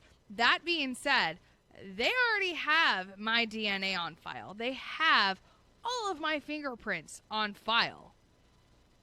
Anyone who has served in the armed forces of the United States within the last 20 years, if not longer than that, your fingerprints are on file. Your DNA is on file. The federal government already has access to that. When you do your security clearance, you got to do your fingerprints. Every single year, you have to get your blood drawn for HIV, but they also do your DNA to make sure your DNA is on file. The federal government already has your biometrics on file if you are active duty or a veteran within the last 20 years. It's already a thing. They already got you. Which is why when everyone came out and they're like, oh my God, Ancestry.com, 23andMe, they're selling your information to the government. I'm like, nah, the government's already fucking got it. And I want to know where the fuck I came from. I found out I'm fucking 10% from North Africa. Blew my fucking mind. So, because of that, with everyone being like, oh, Elizabeth Warren's Native American, even though she's like 1 1,000th. And they're like, oh, one drop still counts. Since I'm 1/10 North African, am I able to claim that? I have questions. And can I be like fucking white people and their white privilege, even though I am the poster child for like a black Irish, meaning I have dark hair and dark eyes and like super pale? Can I do that? I think I agree. Hey, I don't. You can identify as a bowl of soup anymore if you want. I don't. It's there, and that's how. This is going to sound very white privileged. Wait, hold on. Sure. I have to talk to my first 30. Seriously, Top. I'm fucking. What was it? It had me like narrowed down to freaking Mali and like North Africa. And I was like, what? Apparently, and then like talking to my my biological dad, his dad, who I've never, like his actual dad, who I've never met, is like actually black, or like the one before him. Either way, I don't know. It was only like according to like Ancestry.com, they're like, yeah, 3 generations ago. I was like, what? Holy fucking news to me. And then I'm like, this is where I get my curly hair from. It's gotta be. But as you were saying, Radar, I'm sorry. Oh, I don't know. My little train of thoughts already derailed. I lost it. I'm dumb. I'm just reading the chats and Yeah, no, seriously, Top. I'm not lying. Like, I will send you the screenshots. Cause I saw it. I was like, holy shit.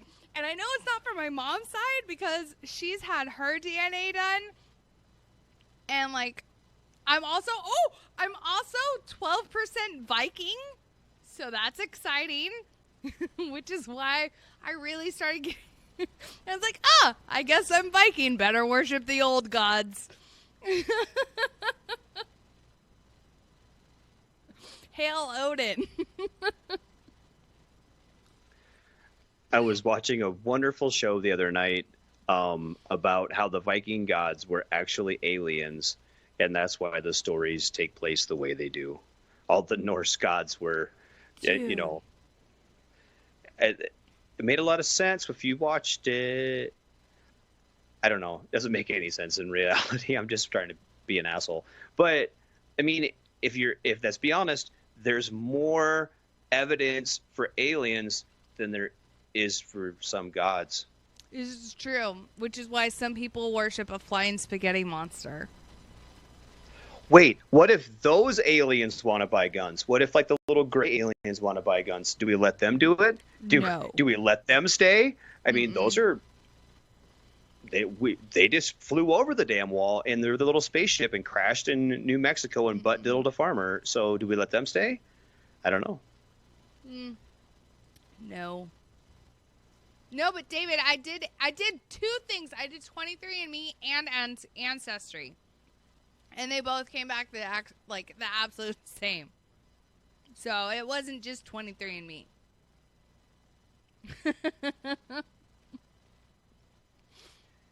Yeah, Kathy, that's right. That's why all civilizations were building pyramids at the same time. Right? Boom. Oh, Mic drop. my God. Yes. Oh, can we just talk about that for just a second? Fucking aliens.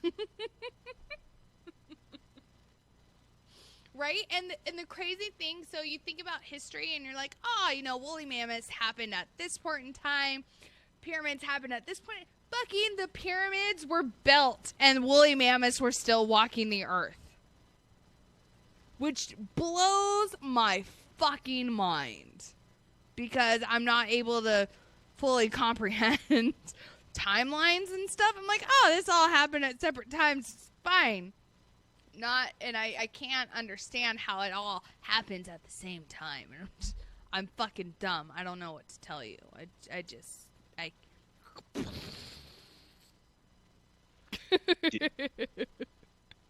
Did you see the thing when they were in Siberia? This was on the Science Channel just the other night. Go on. There's like not fossils, like fucking skeletons with like meat and fur and all this shit on them of mammoths that are like buried in the permafrost in Siberia, and they're digging them up and they're gonna clone some fucking mammoths. And there was like woolly rhinos and shit. You're like, what do we clone these? What do we clone? And so, but this is their thought process on this. I just hit my mic. I'm sorry. But they're like, we are going to clone these ice age animals and release them back into the tundra to stop global warming. And that part blew my fucking mind. I was like, no, I don't get it. Whatever, you guys just make me a fucking mammoth. I want to see mammoths. Okay. I want to put mammoths in an enclosure and see if some dumb selfie taker hops in their fucking enclosure and tries to hop on the back of my mammoth and fucking get a picture with them and get mauled by those big ass mammoth tusk. Oh, I'm literally shaking. I'm so excited about it. Oh my god! This bitch deserves the Darwin Award this year. She needs one because she wants to be fucking Instagram famous. I mean, like, oh, look at this sweet selfie I took with a goddamn jaguar. Or sorry, if you're British, it's jaguar, right? Jaguar. I don't know. I'm not British. And they say things funny. But yeah, this fucking hooker thought it would be a good idea to do one of those like zoo safari things and then climbed into the jaguar enclosure and was like, this seems like a good idea. Selfie. And then got her ass mauled. Like the jaguar was like, no. Top. Was she a hooker? She might have been. We don't know. Although I am flying to Arizona tomorrow, so I can try to track her down and be like, are you in fact a lady of the night? Inquiring minds want to know. But seriously, who the fuck is like, you know what? I know this enclosure is gated off and completely enclosed except for the top. So you know what? I'm gonna fucking shimmy over this fence. I'm gonna get the best goddamn selfie ever. I'm going to break that fucking eggs record on Instagram for number of Instagram likes. Hashtag famous. Hashtag new Kardashian. Fucking idiot. Exactly, Josiah. The jaguar did it for Harambe. Hashtag dicks out. I don't have one, but I can go find a strap-on or something and whip it out. But I'm going to have to go around wearing sweatpants again. Right? Dicks out for Harambe. I was just really happy that they decided they weren't going to do anything to the jaguar. I am too. So the Arizona Zoo that is, in question about this has come out with a statement and said, after reviewing all the security cameras, the jaguar did nothing wrong. So he or she, whatever, the fucking cat is not going to be euthanized because this broad was dumb. Right? And this is the same story as that fucking chick in Germany who climbed into the fucking polar bear exhibit and was like, yeah, this seems like a good idea. Let's go take selfies with fucking polar bears. And then got mauled by fucking polar bears. Like, both of you ladies, one, give women a bad name. And it's International Women's History Month. The fuck? Two, you both are just top contenders for the Darwin Award. I hope to whatever God you pray to, you do not breed. Because we do not need those genes passed on. We don't need it. Well, it was a jaguar doing jaguar things. You have a direct. Holly Leanne in the radio chat says Max from SEAL Team is going to be the next Bachelor. She's never watched it before, but now she has a reason. I don't know what any of that means, but I know what Bachelor is. It's some dude from some random SEAL team that I don't know of, and I've never heard of this dude. Is going to be on The Bachelor, which is a show I've never watched ever in its existence, which I don't understand, okay? Because all you fucking bitches out here, right? And I'm talking to all you women, all of you, every single hooker on my goddamn Facebook feed is all about like, oh, I just want a man to be fucking loyal to me and honest to me, and why can't he just let me for me? God fucking damn it, day after fucking day. This is all I see. And don't get me wrong, it's great because I'm over here just eating popcorn and being like, I'm so glad I don't live my life like you do. Because all these bitches are over here being like, you know, I can't believe he was fucking talking to some other chick, or I can't believe he was fucking some other chick and he fucking cheated on me. But then they're avid bachelor and bachelorette watchers. And it's just like, okay, you are bitching about a society where it is almost normalized for a man to date or fuck even multiple women at the same time, and you're upset about this. But then here you go, and you watch a fucking reality TV show of a man dating and fucking multiple women at the same goddamn time. And they're like, oh, I love it, choose this hooker. Why?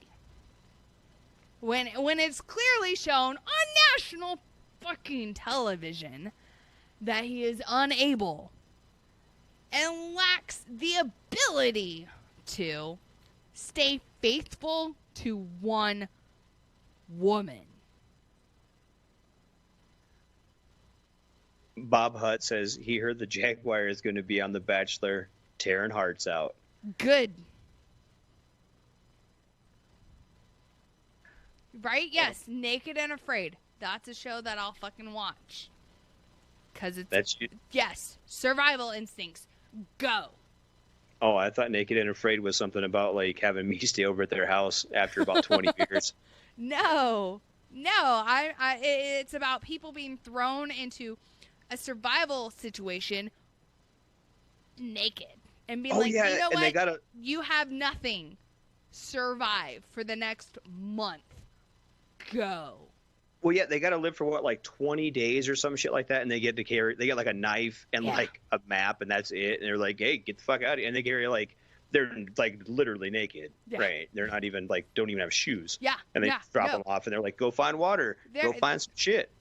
Right? Yeah. No, it's even more real than Survivor. Right? I get it. The first few seasons of Survivor, because I'm a huge Survivor fan.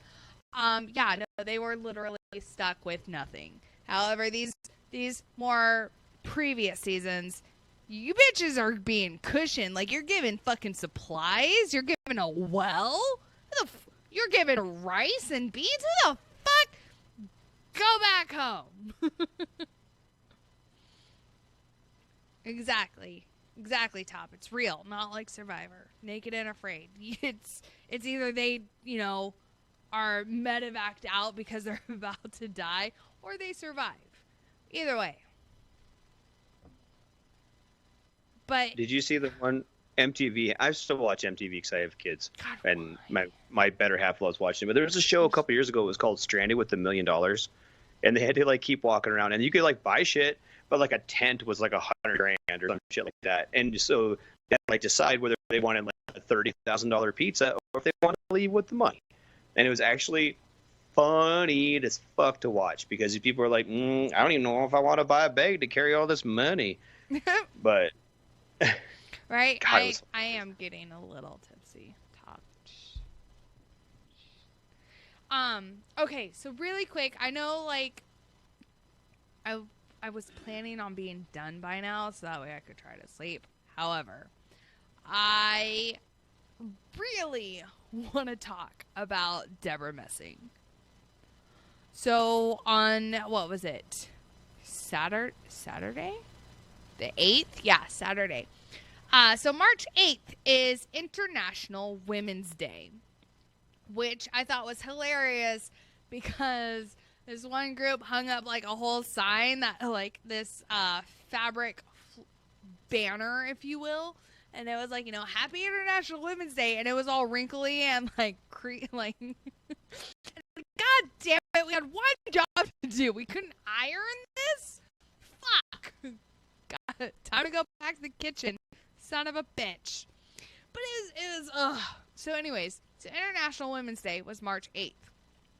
The actress Deborah Messing, who, if you don't know who she is the redhead off of Will and Grace. Huge social justice warrior, extremely left-wing.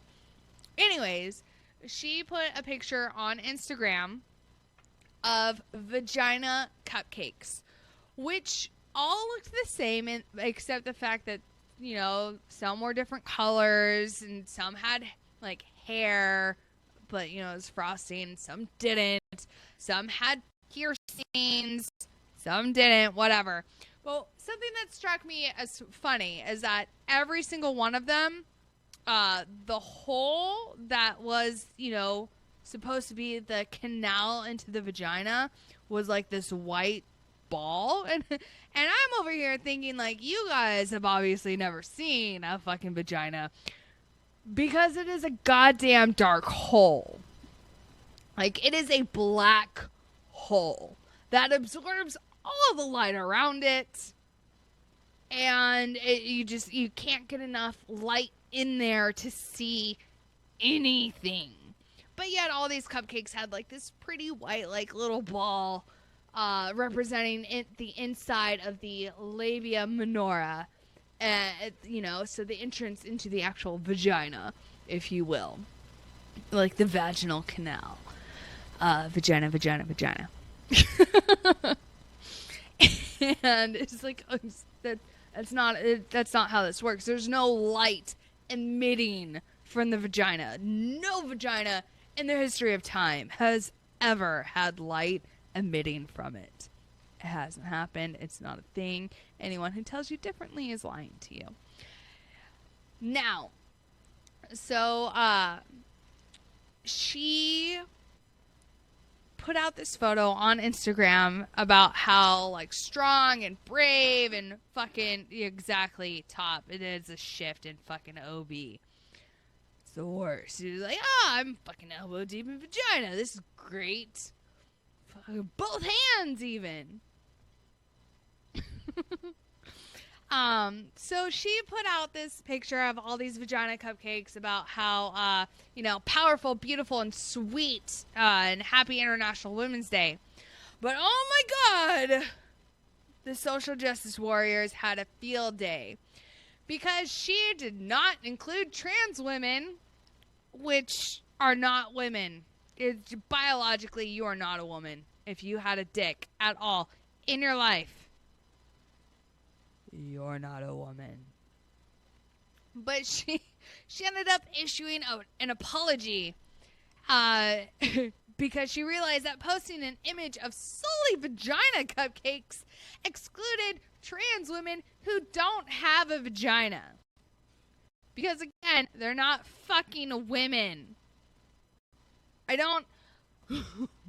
What's that line from Kindergarten Cop?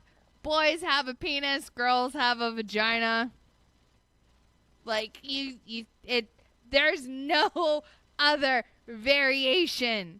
And no matter what kind of surgery you have to fucking either chop your dick off or to fucking create your own fucking dick out of your fucking labia, you're not the opposite sex. It's just biologically, scientifically impossible. Or there we go. Impossible. But yeah, so No. So Deborah Messing, who's a huge transgender advocate, issued an apology, and she's like, I want to apologize to my trans sisters, which is not a thing. I'm sorry. If you're a dude, you're always a dude. Because at the molecular, is that right? Did I say it right? Molecular level, you are going to be either an XX or an XY. Surgery, hormone therapy does not change your molecular DNA compound. Doesn't work. It's not how it works. It's not how anything works. There is an XXY that is a hermaphrodite, and you have to choose which one you are, and you're given hormones to suppress the other side. That doesn't mean that you are a transgender.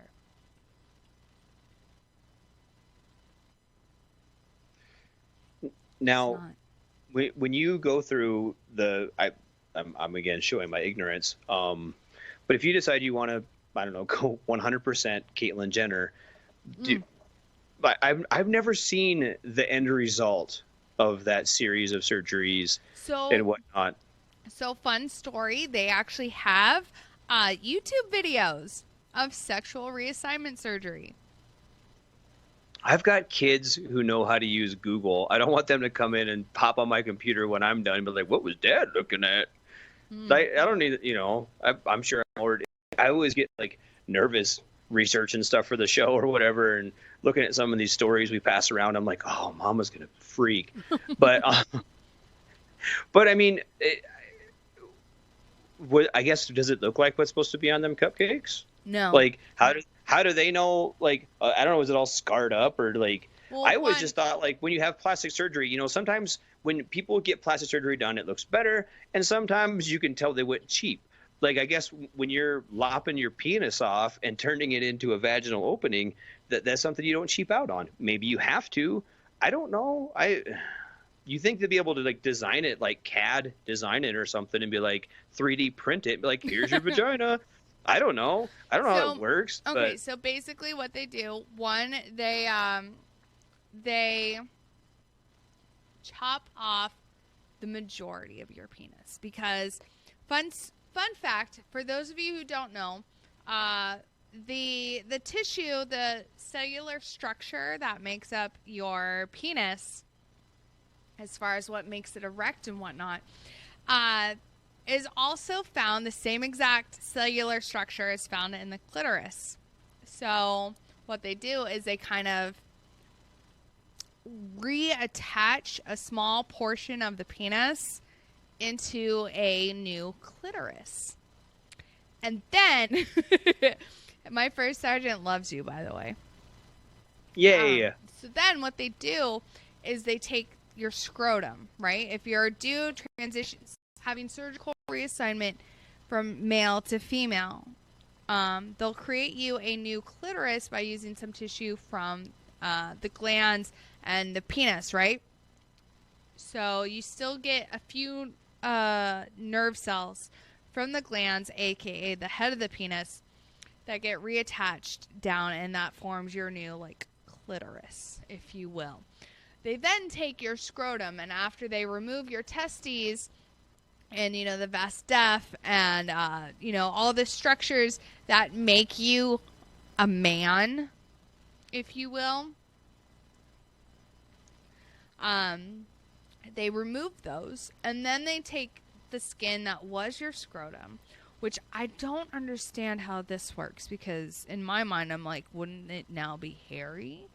But they take that skin and they turn it inside out, they create this little pouch that they then sew inside of you, which is why I'm thinking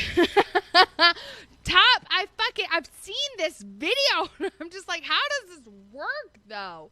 Because I've never done it. Even on the civilian side, I've never done a sexual reassignment surgery, because I think it's fucking, I just never done it. I don't know. Maybe it's because of where I live. But yeah, so they take the skin from this, like, of the scrotum, right? And they kind of fold it and invert it and use that to create a vagina, which again, I'm now wondering, because I haven't seen it and I haven't come across a surgeon who's done this, to ask the question of what happens to the hair that grows off of a scrotum? Like, is it now a furry vagina, like, on the inside? I don't know. I swear to Christ, if I ever come around a furry on the inside vagina. Now you know. How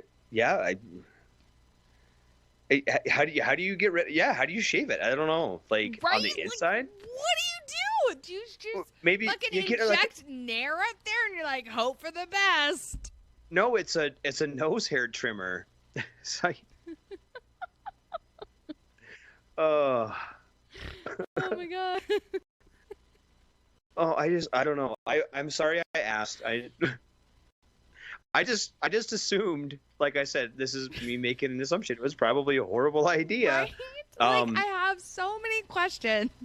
Because, like during surgery and whatnot, I'm constantly asking the docs, like, hey, why are we doing it? Like, why do we do it this way? Why do you do it like that way? Why do you, and especially this one doctor, I'm like, why do you not do it like literally everybody else? Like, why are you being difficult with what you're doing? But yeah, no, seriously, like, what if you go to like finger a chick and all of a sudden it's fucking furry down there and you're like, oh no, it's just the outside, right? Maybe she's all natural. And like you get in there and you're like, one, it's really dry in there. Like, why is there it doesn't feel wet. There's no moisture. It's not moist. Because I know someone out there hates that word. And instead you're like, why is there hair wrapped around my finger as I'm like trying to like, up, or sorry, no, these two fingers up in there. Like, I don't know. Like, what do you do? What do you do? Right? And that's just it, Top. It fucking transgenderism was treated as a fucking mental disorder.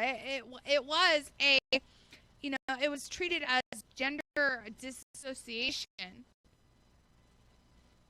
And like people got medical help and they were fine. But, the suicide rates for people who,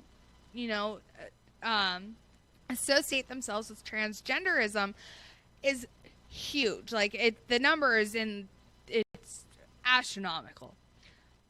The thing that they don't tell you though is that no matter how much you I did have to say it. No matter how much you refer to them in their preferred pronoun, because that's a thing now, no matter how much hormone therapy they've had, no matter if they've had surgical reassignment or not, their suicide numbers stay the fucking same. Which means this has nothing to do with how the outside world views them and more about what the fuck is going on inside of their mind. Which means this is a mental illness. And I know that's got like a black cloud stigma attached to it and like, oh, mental illness is bad. Meh. But these people need psychological help. Which is why I completely think that anyone who takes their child to like a fucking gender reassignment doctor or hormone replacement therapy and like puts their child who hasn't gone through puberty on hormone treatment needs to be jailed for fucking child abuse. They fucking need to be fucking in jail for child abuse. If you put your fucking 6-year-old on hormone replacement therapy because he might have had like a week where he was like, oh, I want to play with dolls. You're like, oh, he's a girl now. No, that's not how it works. One of the girls, her favorite fucking character isn't a princess. Her favorite character is fucking Sonic the Hedgehog. Her favorite color is fucking blue. But yet her dad and I and her mom are not over here being like, oh, guess she better be put on testosterone. No. That's just who she happens to like. She's more of a fucking tomboy. But yet, no, she's a fucking kid. I'm not gonna, I'm not gonna make those decisions for her. Later on in life, if she's like, you know what, I think I'm more of a dude. All right, honey, that's your body. do what you want to do. Know that I love you. Know that I will always be here for you. Do I agree with it? No, I don't. Not at all. But if you think this is going to make you happy, do it.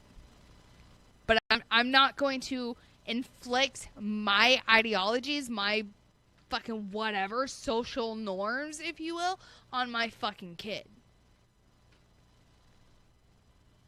I'm going to throw this out there, though, too. You know, going back to I've got kids, and I've got daughters. And one of my older daughters, actually my eldest daughter, when she was a baby, she was, a toddler, a tot. As she was growing up, she was a tomboy. She was very much a tomboy. Very much, she would rather play in the mud. She never wanted long hair, all that, blah, blah, blah, blah, blah. Played with the G.I. Joes instead of the Barbies, whatever. And then as she got older, now she's a teenager, and her hair is down to like the middle of her back. And if I wanted to try to cut it off, she'd freak out. When a child is a toddler, an infant, all that, they just play with a toy that's in front of them, whether it be a plastic dinosaur or a Barbie. And I've got my little boys do that, and my girls the same way. As they grow and progress and grow an identity, then maybe it should be considered. But that's something that for them to make that choice, not for any parent either way. Just let the kid be a kid. My kids, if they want to go to school wearing sweatpants, wear sweatpants. You want to wear jorts? I'm not making you any. I'm not buying you any, but fine, find you some jorts. If you want to wear Crocs, whatever. What's wrong with jean shorts? I don't understand. That's a whole other show. They're so hard to get off when you have to poop. But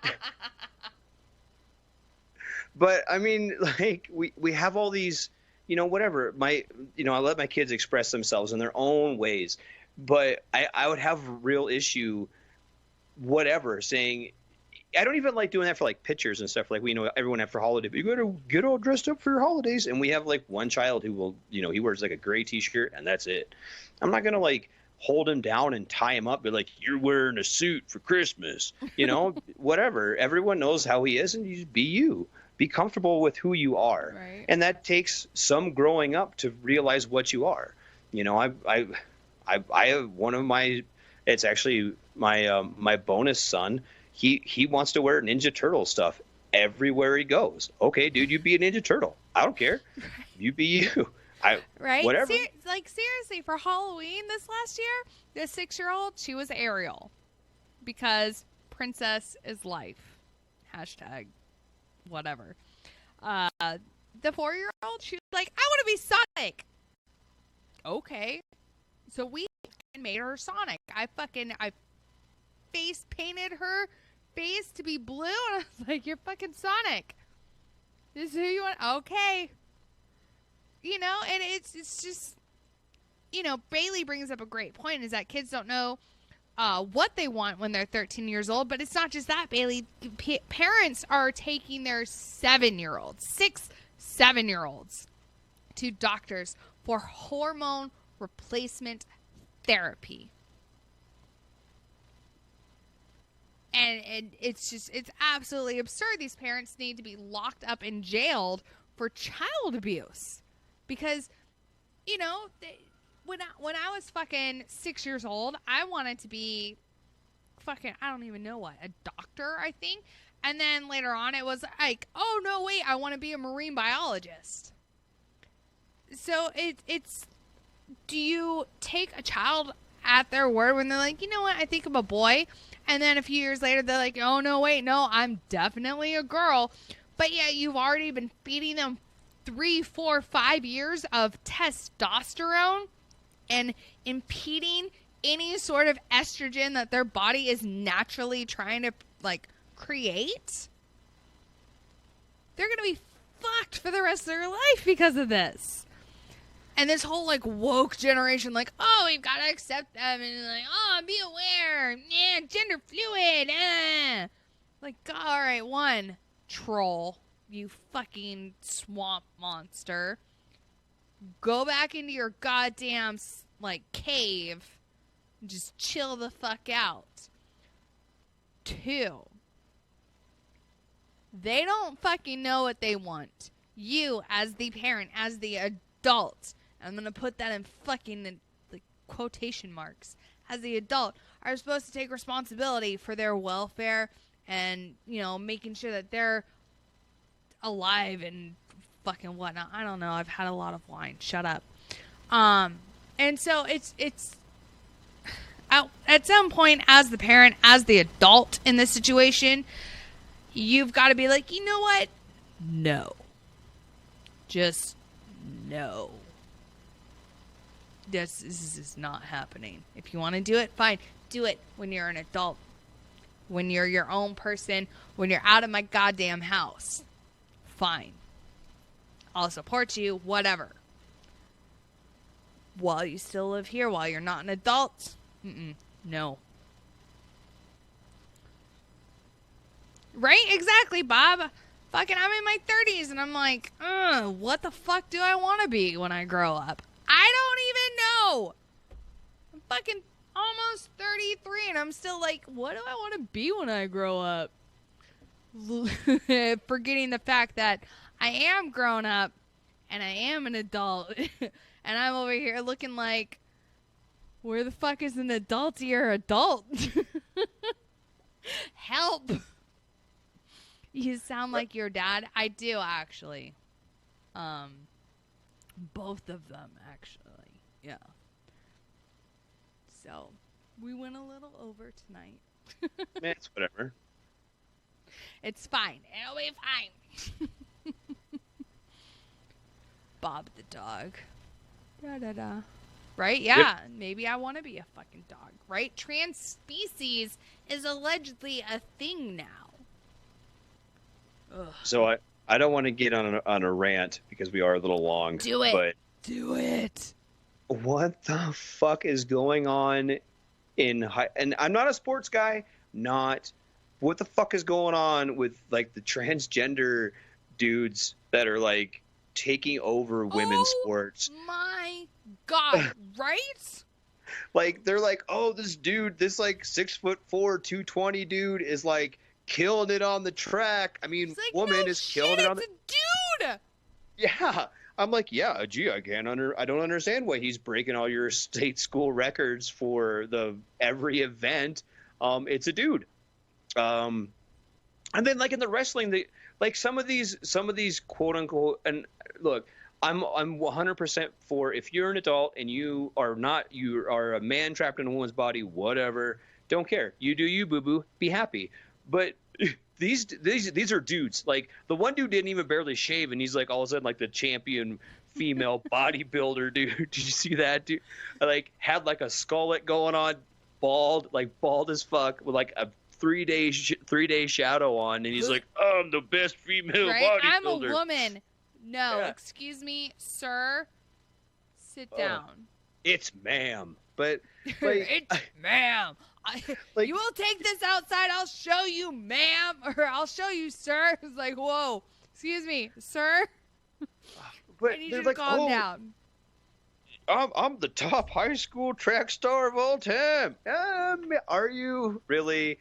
Like, come on now. Let's be honest. Let's whip it out. Right. Show me. So my personal opinion on the transgender athletes is that they are not actually transgender. They just fucking weren't good enough to compete in the men's sports that they're like, you know what? I'm going to fucking say that I'm transgender and compete in women's sports because the standards aren't as fucking high and I know that I'm going to fucking dominate. There. I fucking said it. That's what it fucking is. And sorry, not sorry. Not fucking sorry about that. Because that's the fucking truth of the matter. Is that, these transgender athletes have had 2.5, 3 decades of testosterone pumping through their fucking bodies. And they want to be competitive in sports. I get it. I understand. I played soccer for 13 years. I understand being competitive in sports. I get it. But these men we're not able to fully compete on a men's standard, at the men's level. They weren't able to fucking compete there. Like, they just, for whatever reason, maybe because they are not built the correct way for it, or maybe because they were not dedicated enough, or maybe they just can't fucking do it. Sometimes, hey, spoiler alert, sometimes you can't fucking win at things. Shocker, I fucking know. But no matter how much you fucking dedicate yourself to training, no matter how much training you do, no matter how many weights you fucking lift, sometimes you're not going to be the best. Sometimes you won't even fucking qualify. And maybe that's just fate telling you, maybe you shouldn't do this. Maybe we should go a different way. But then these assholes are like, you know what?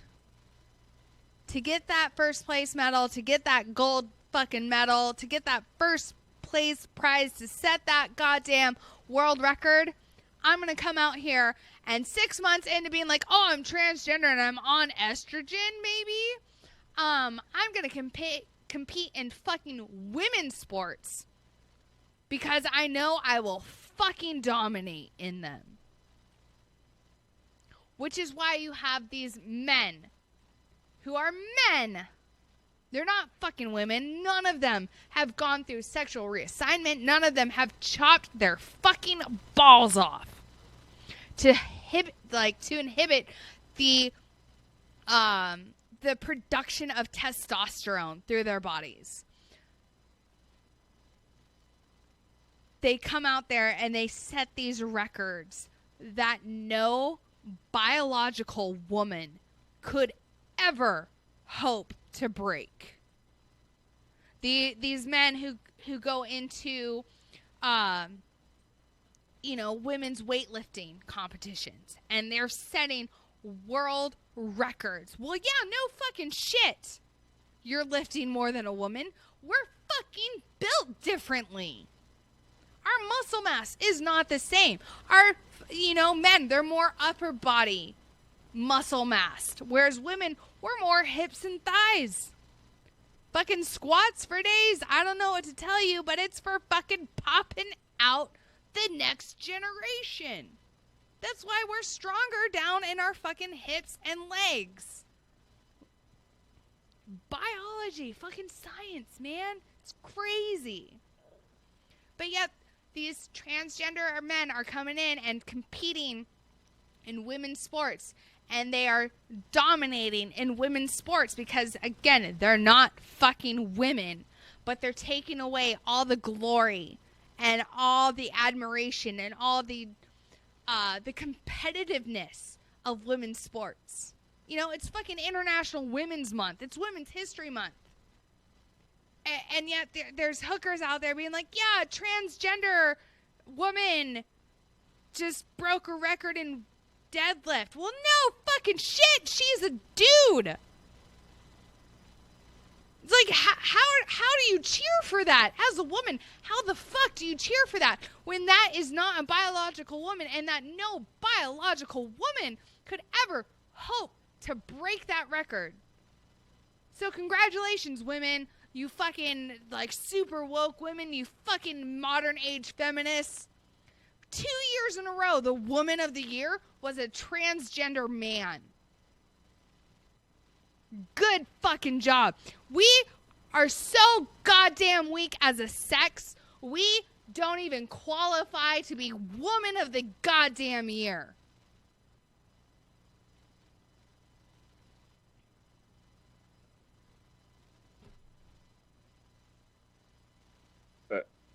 Hi. I'm letting you go, girl. You're going. I mean, it's fucking true, though. It's 100% true. You're 100% on point. But I'm going to throw this out there. Okay, I see a lot of correlation between. It's all, if you notice, a lot of at least the ones in the headlines. Maybe there's more that I don't know about, but they've all been individual sports. You notice that it's wrestling, it's track, it's whatever. Cycling. Yes. Bodybuilding, whatever. Look, I ran track and cross country in high school. Okay, I'm 5'7". I'm not the tall, lanky, superstar Usain Bolt sprinter, okay? I'm short, I'm fat, I'm white. I knew that I wasn't going to win state, okay? I went out there and I went out every meet, every practice to beat my old time. That's what drove me. Yeah. Like I said, I know that I'm not going to win. I get it. I understand. But it never crossed my mind to be like, I'm faster than them chicks. Like I didn't even know what their times were because they were my competition. I never looked at I'm not gonna say I never looked, but I never really cared about, what their times were unless it was certain friends of mine. Hey, how did you do in the mile, or how'd you do in the open 8 or whatever? Yeah. But I didn't research women's world records. I don't know what the world record women's time is in the 800. I don't care. I'm not a woman. Never even crossed my mind. Be like, I can just tuck it in and I can run the women's open 8. And yeah, my 158 gets me 4th place in men's, but that's almost a world record in women's. Why don't I do that? And then, I just don't understand it. I never understood that. That thought, be proud of what you are, no matter what you are. If you're the short, fat, white track dude, be proud of that. I did better than I ever thought that I would, and I continually did better. My times improved, and that's the way I looked at it, and that's what I'm striving towards. So Black Quiver over in Mixer, it's not that it doesn't matter, because he's like, this seal was transgender, so does he not matter? I never said you don't fucking matter. All right? Don't fucking twist my words like that. I never said you don't fucking matter. I said biologically, scientifically, there is no such thing as a transgender. You cannot transfer from male to female. You can't fucking do it. Scientifically, it is impossible. Is there transsexual? Fuck yeah. I can agree to that. I'll agree to that. Sure. But gender implies DNA. Gender implies your chromosomes. Gender implies either you are XX or XY, or, for the very small exception, XXY.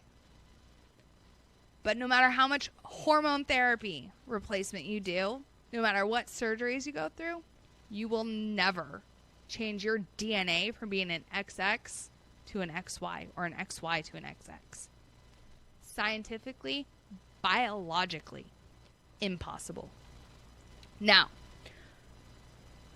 Stefan made a fucking great comment that says, just proves that men are better at being women than women. Yeah, no, I agree, which is why on International Women's Day, I shared a picture of that fucking wrinkly ass banner, and I was like, we couldn't fucking iron this? The fuck are we good for? Hormone.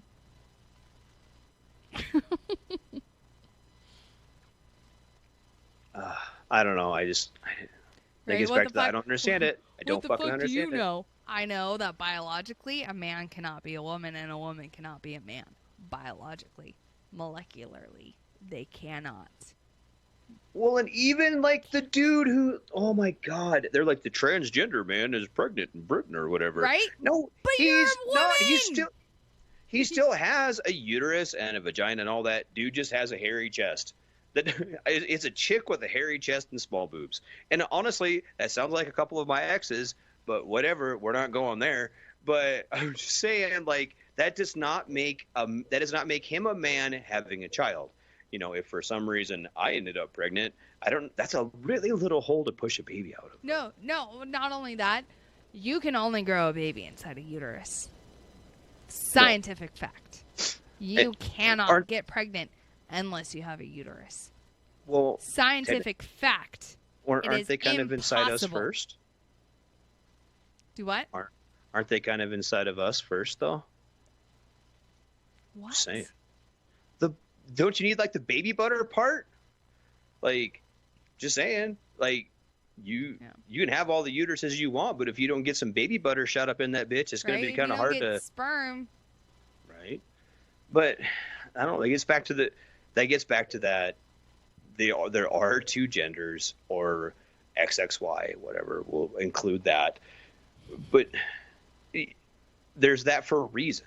Yeah. You know, like you can throw all this. You can, you know, I've got a pickup truck, right? I can go down to the truck store and strap all kinds of shit on it and make it look like a or make it look like a semi. But you know what? It's still an F-250. You know what I mean? I can throw the lights and the fins and all kinds of. It's the same thing with a man or a woman. You can throw all kinds of makeup on it and fucking bras and tits and all kinds of shit. It's still a fucking dude at the end of the day. You know? Maybe I should strap boobs on. Maybe I don't. Do you get like? I'm sure you got to get some kind of sympathy money from the government or something, right? I don't know. I'm sure they're pushing for that. I don't know, but I don't fucking get it. I don't get it. That's just it. But it's also kind of one of those things to me that's like a distraction. You know what I mean? There's so much real bullshit that's going on in the world, and then we're worried about transgender cupcakes. You know what I mean? Or people legit are worried about someone who's legit that Deborah Messing back. We're going way back to the beginning of the story. It is like taking their side. She's like, I'm trying to fucking help you, and these people are like, you didn't put a dick on none of them cupcakes. Like, what? So, like, right? So she comes out with this apology that she put, you know, I want to apologize to my trans sisters, which you're not a thing. You like, I'm sorry.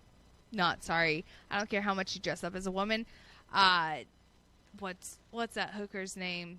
Jenner. Oh, Caitlyn. Yeah.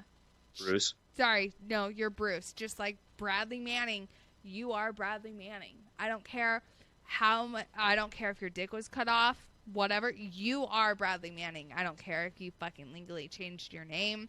You are Bradley Manning, and you're locked up in jail again, dumbass. Anyways, so Deborah Messing posted, you know, this photo is supposed to be light and sassy. The first thing I thought when I saw this photo was, wow, how wonderful. Each one is unique in color and shape and size. The porn industry has perpetuated this myth of what a beautiful vagina looks like, and as a result, there are women who feel shame or insecure about the shape of their vulva. I love that this picture said every single one is beautiful and unique, and that's powerful. I did not, however, think, but there are innumerable beautiful, unique, and powerful women who don't have a vagina, and I should have. And for that, I'm so sorry. Thank you for righting my wrong. You weren't fucking wrong. I'm sorry. Like, no, I'm not fucking sorry. But something that makes up a woman, which characterizes us separate from men, is the fact that we have a vagina. This is the fact that we have that fucking slit in between our fucking legs and that has this fucking cavernous hole in there where it echo. And it's just, that's what fucking separates us from men. Is, you know, men have tits. They fucking do. Men can get breast cancer. Believe it or not, that fucking is a true scientific fact. Men can get breast cancer. The only thing that separates women from men is what is underneath our fucking panties. Men have a dick and a scrotum and fucking testes. Women, you have a vagina, a vulva, a fucking clitoris, uterus, ovaries. That's something that separates us from the men folk. If you don't have those fucking organs, you are not a woman. Biological fact. Which is why I signed up the 6-year-old for Girl Scouts and not Boy Scouts.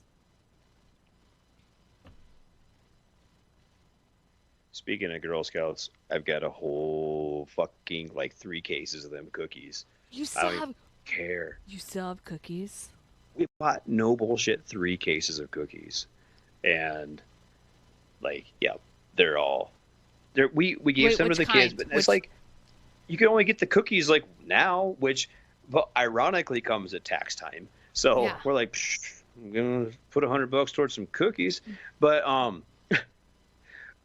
yeah, Boy Scouts don't sell cookies.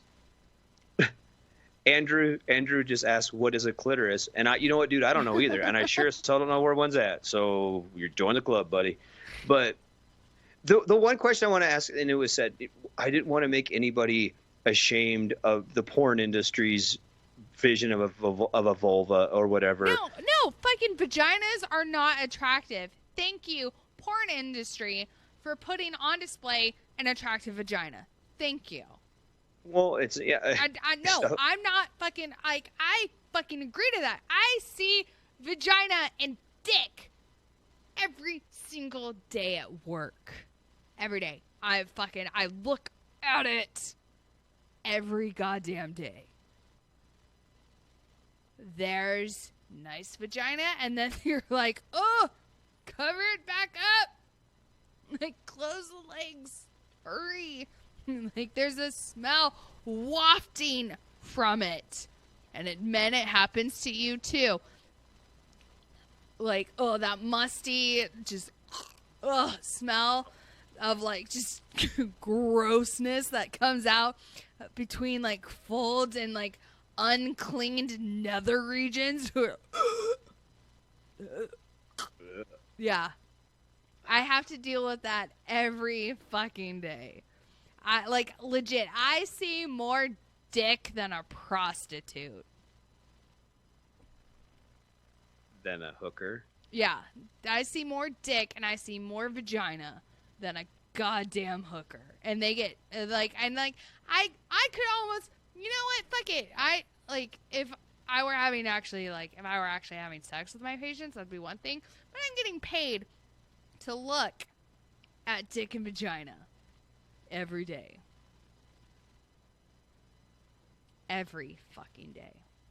Well, I'm gonna say this is I'm a connoisseur. I don't look at it at work. I'm not a connoisseur. I'm a connoisseur of vagina. I love vaginas. Right? They're awesome. Who doesn't, honestly? Well, and there's a reason it's called bumpin' uglies. Let's be honest. But it doesn't matter to me. It doesn't matter what your vagina looks like. I will probably sleep with you and then poop in your closet. And so should, if you feel self-conscious about the size and or shape of your vulva, don't. It's fine. They're all different. They're supposed to be. But at the same time, thank you, porn industry, for only showing us the good ones. We appreciate that. Especially me, having seen the not good ones. Thank you for only showcasing the good ones. They're only good in the first 5 minutes of the movie. After that. Right? And then you're like, God damn, echo. And like, shit. Right? It looked tight in the beginning, but now I'm not so sure. Fucking hot dog down and aim for the walls. Well, yeah, and it's like, to me, I equate it to like having a demolition derby with Ferraris in it. They all look good at the beginning, and then they're I mean, it's true though, where you're like, God damn. Oh my God. All right. Well, on that note, it is time for me to go. I have to go to sleep. Radar, thank you so much for joining me. Everyone on Facebook Live, on fucking Mixer, thank you guys so much for hanging out with us tonight. I will see you, you guys will personally see me in a week, and you'll hear Radar. When are you coming up next? I'm not sure, either next Tuesday or Monday. I'm not sure if I'm on with Ice again on Monday or not. Do you want to do any housekeeping, or Right? I should probably do that. I don't know. You're just like, all right, later. I'm out. I'm like, okay. Yeah. Right? I know. I'm like, all right, bye, bitches. Deuces. And you're over here like, my housekeeping. Well, hey, it's your show. Your show. But Go. Do your housekeeping. All right, I'll do some housekeeping, because tonight is Tuesday, Tied Up Tuesday with Minx, and Radar.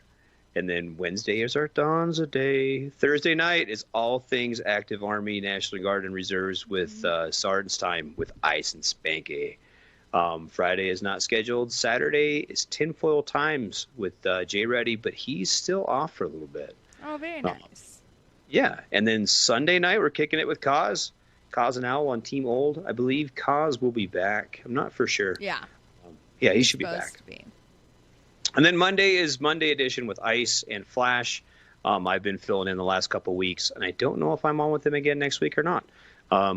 It's for everyone to find out on Monday. You're like the station whore.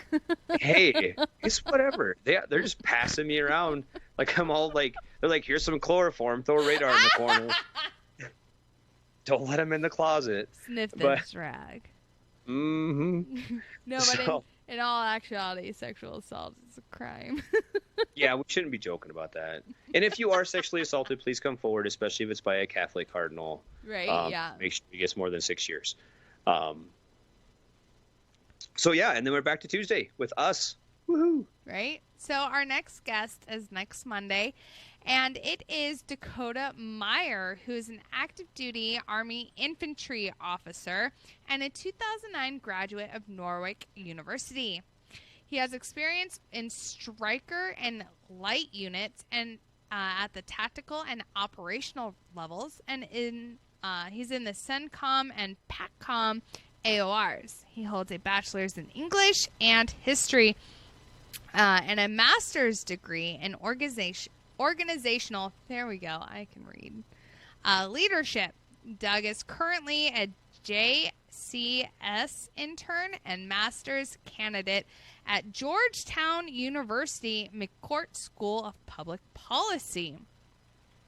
He is the creator and curator of the company Letter, an online professional forum dedicated to developing leaders at the tactical level of war. I really hope that all made sense to everyone. As I was reading, I understand I've had 3/4 of a bottle of wine tonight, so sorry if that came out super slurry. But no, anyways, you were good. I'm off. I'm on vacation. I'm flying home.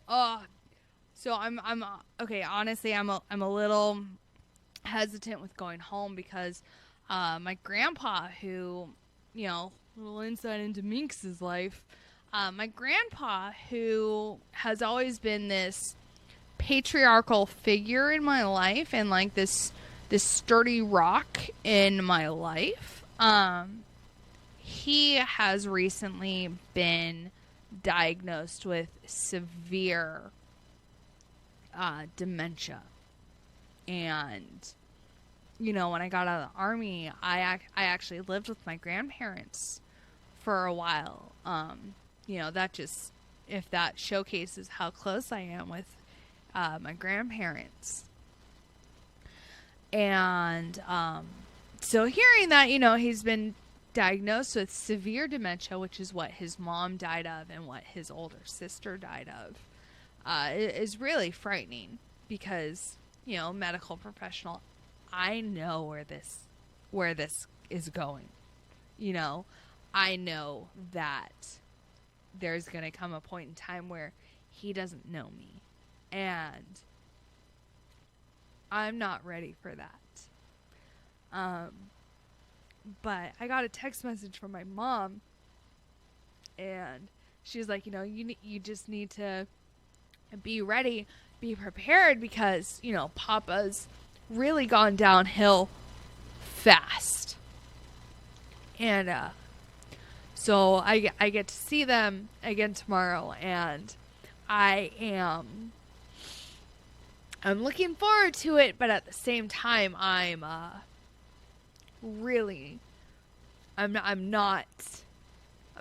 for this. And I consider myself lucky. I'm in my 30s. My grandparents are still around, and I couldn't be more thankful for that. But at the same time, it's like knowing that those figures are going to be leaving soon, because they're mid 80s now, and knowing that they are on their way out. I can't process that yet. You know, and, you know, being medical, I know that death is part of life. I know that this happens. It's just, you know, these, my grandma and my grandpa have been such big figures in my life. You know, growing up, spent summers with them. Again, I've lived with them. So it's just coming to terms with everything that's going on. Just is really hard right now. Because, like I said, oh God, stupid wine. You know, I know where this is going. I know the end game of dementia, of Alzheimer's. I know that eventually he's gonna forget to take care of himself. He's gonna forget to eat. I know that eventually he's gonna have to go into like assisted living, and he's super stubborn. he's so stubborn, and so it sucks. But I almost went into the Navy because of him. My he served in the Korean War in the Navy. And he actually went over to Korea, but one of his jobs on the ship was he was super tall and skinny. So they would tie a rope around his ankles and like lower him down into like the anchor well where the like the chain for the anchor is housed, and he would have to paint that and then like kind of like tug on the rope and be like, all right, let me back up. So that was one of his duties that he told me about. But yeah, I know he served in the Korean War. He's over in Korea during all of that. He never actually told me any like war stories. I just know that he was over in Korea during the conflict. But anyways, sorry to get like super emotional on you. Yeah, we will. Thanks, Michelle. We will see you guys next week for Tied Up Tuesday. And with that, Radar and I are out. So good night, y'all. Night.